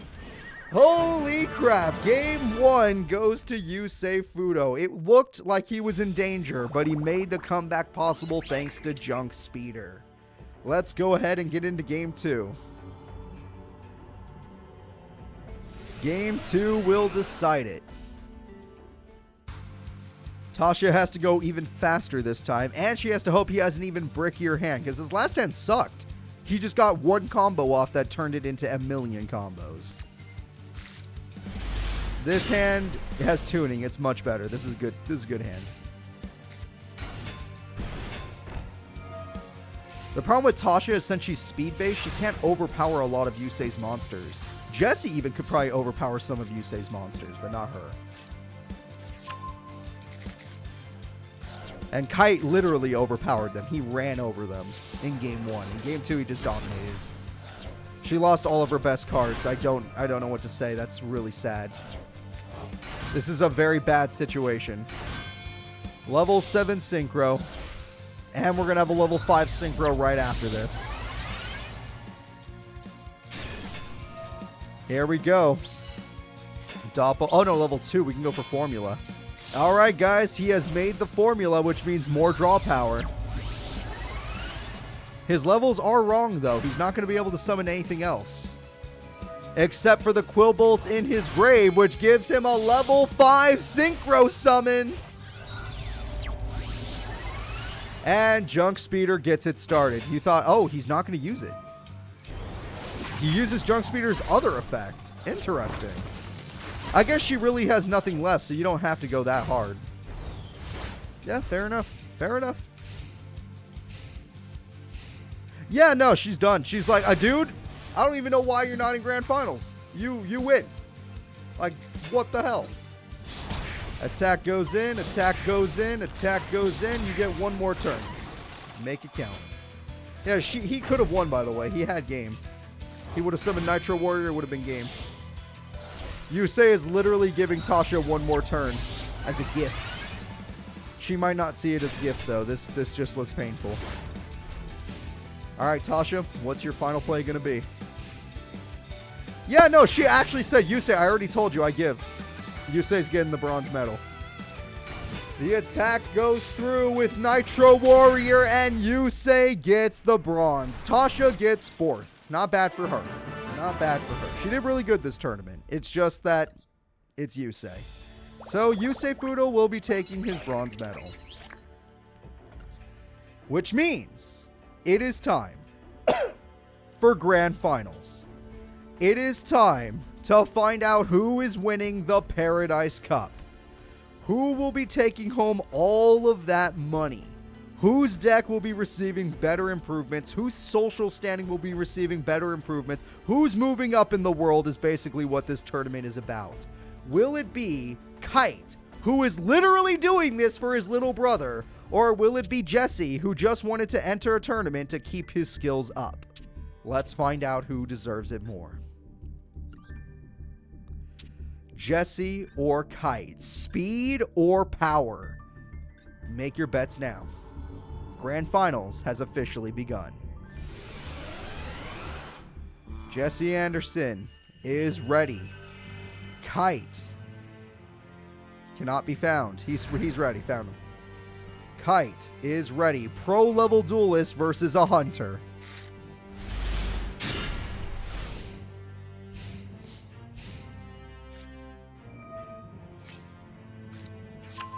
Jesse has a very strong start getting that monster and already a card in his back row. Pot of Greed on top of that. And Amber Mammoth, but no field spell. Only advantage is there's no field spell. So that's a good start, but not great. This is what he's been waiting for. You saw that was in his hand, but at the end of the day, you fell for it. Not a great start for Kite. The speed of Jesse's about to take advantage. It's faster than we thought. Jesse might go. Jesse, you're not going to OTK, right? You don't have another 3K beater in your hand, right? Oh, no. Oh, dear God, no.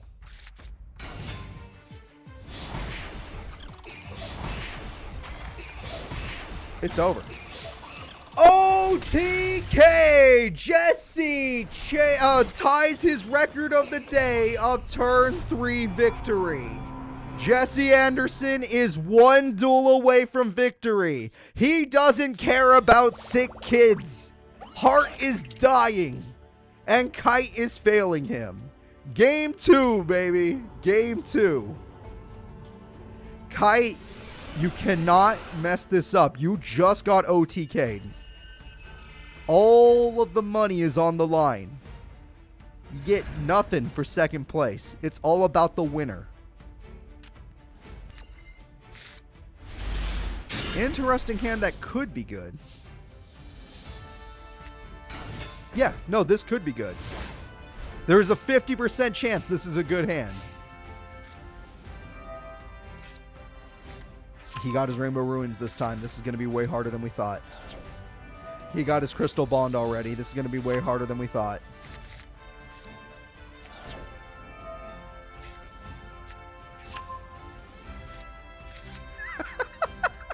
Mothkid, I love that episode. The South Park hockey episode from way back when was so funny. Alright, Rainbow Ruins comes through. We got the Amethyst Cat. We got the 3K beater. We got a hero emerging, but here's a 50% chance of it being the right hero. It's the wrong hero! No! No! 3,000 attack comes in and there's no one to answer it.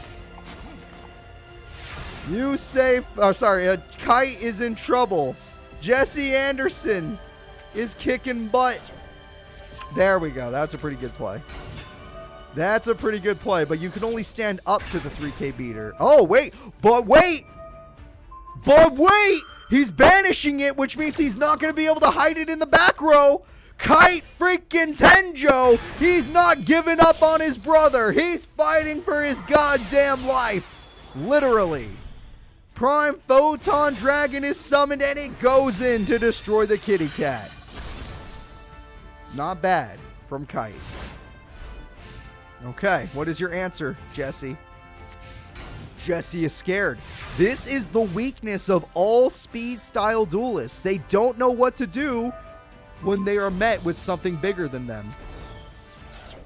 When something bigger than them is on the field, what are they supposed to do? Datrive, thank you for the sub. I appreciate you once again. The eagle is dead. The damage is reduced to 2K. Yep, you're right. When they set, they sweat. They don't know what to do. Rare value, though. That could change things. You need Rainbow Dragon. Rainbow Dragon is the only card in existence that can give you a chance. But your life points are falling quite quickly. Photon Sentry doesn't change anything, but 1800 attack or 2800 attack definitely does. This card will at least nerf the damage. Oh, I didn't even think about abundance. Wait. Jesse? Oh. Holy shit. Oh my god, if he had drawn it though. Imagine if he had drawn it though. Oh, he's going for game! The game-winning attack goes in. 6,300 damage doing piercing. 12,600 damage cut in half. His monster had 12,600 attack. Oh my god, he made it to game 3. The speed of Jesse loses to the power. That is the record of the day. 12,600 attack from Kite. Power versus speed, and we're going to game 3. This is it, everybody. Who is going to win? This will decide the duel. The whole match. The whole tournament. All the money on the line. Will it be Kite Tenjo, or will it be Jesse Anderson?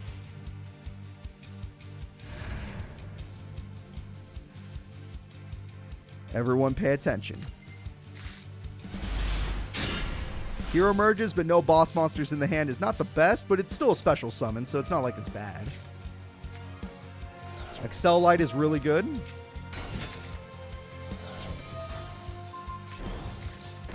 And there we go. It's a guaranteed special summon, so it's not like it's a bad card. Jesse, what's your answer? Jesse, that is not a good hand. Dude, are you in trouble? That's a good card. Galaxy Expedition's right there. Oh, man. Kite's looking like he has the much better hand right now. He's already exceeding, and his first exceed will be Star Liege Lord Galaxion. Galaxion is going to get rid of its cards to summon the mighty Photon Dragon. We don't even need the Expedition, because we already have Prime Photon Dragon. The Tiger will die. That's painful. That is super painful. He's not done. You have to fight that. 6,400 attack. Even Rainbow Dragon, though Rainbow Dragon could beat it with its effect.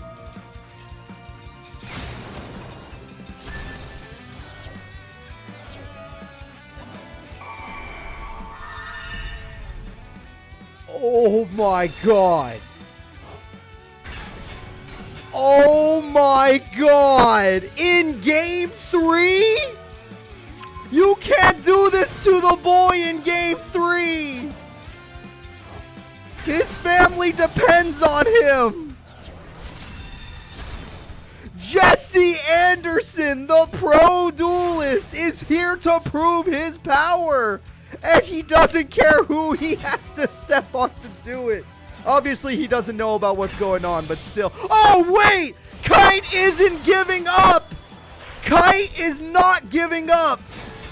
Kite uses his only attachment to destroy his former form. Kite is not leaving the tournament, but Jesse just needs his field spell to keep him in the duel.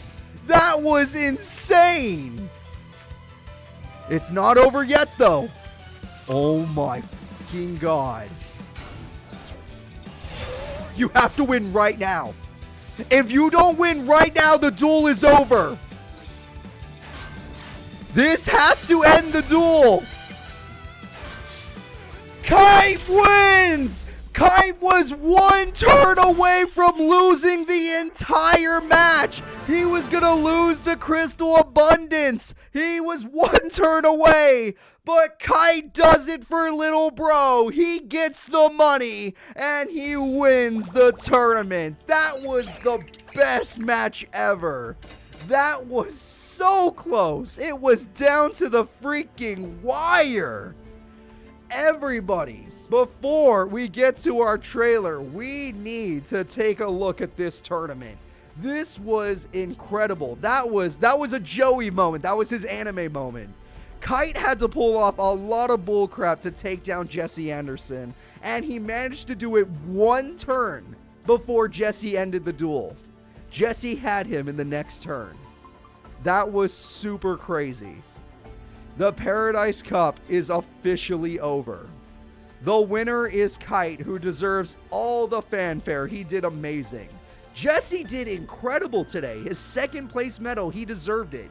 Yusei was a monster today. He got a bronze medal. He did good. Honorable mention to Tasha. 4th place is really good. And then these characters could have done amazing, but they did really good in general. Wisteria, golf clap. Primo, golf clap. Leslie, golf clap, and Anka D, golf clap. This has been a really fun tournament. And I will say, there's only one trailer. Kite was not the special ending. Kite gets a good ending, but he doesn't need a whole trailer for what he's going to do. There is no second trailer. There's going to be one trailer. Be happy we even got one. Because next week, we're going to be starting a whole new arc due to what happened today. And due to what's been happening in the series for a long time now, if you've been paying attention. So guys, I'm going to be leaving you right now. I want to thank you all for being here today. And I will leave you with the trailer for next week and the trailer for what's to come for quite a while. See ya.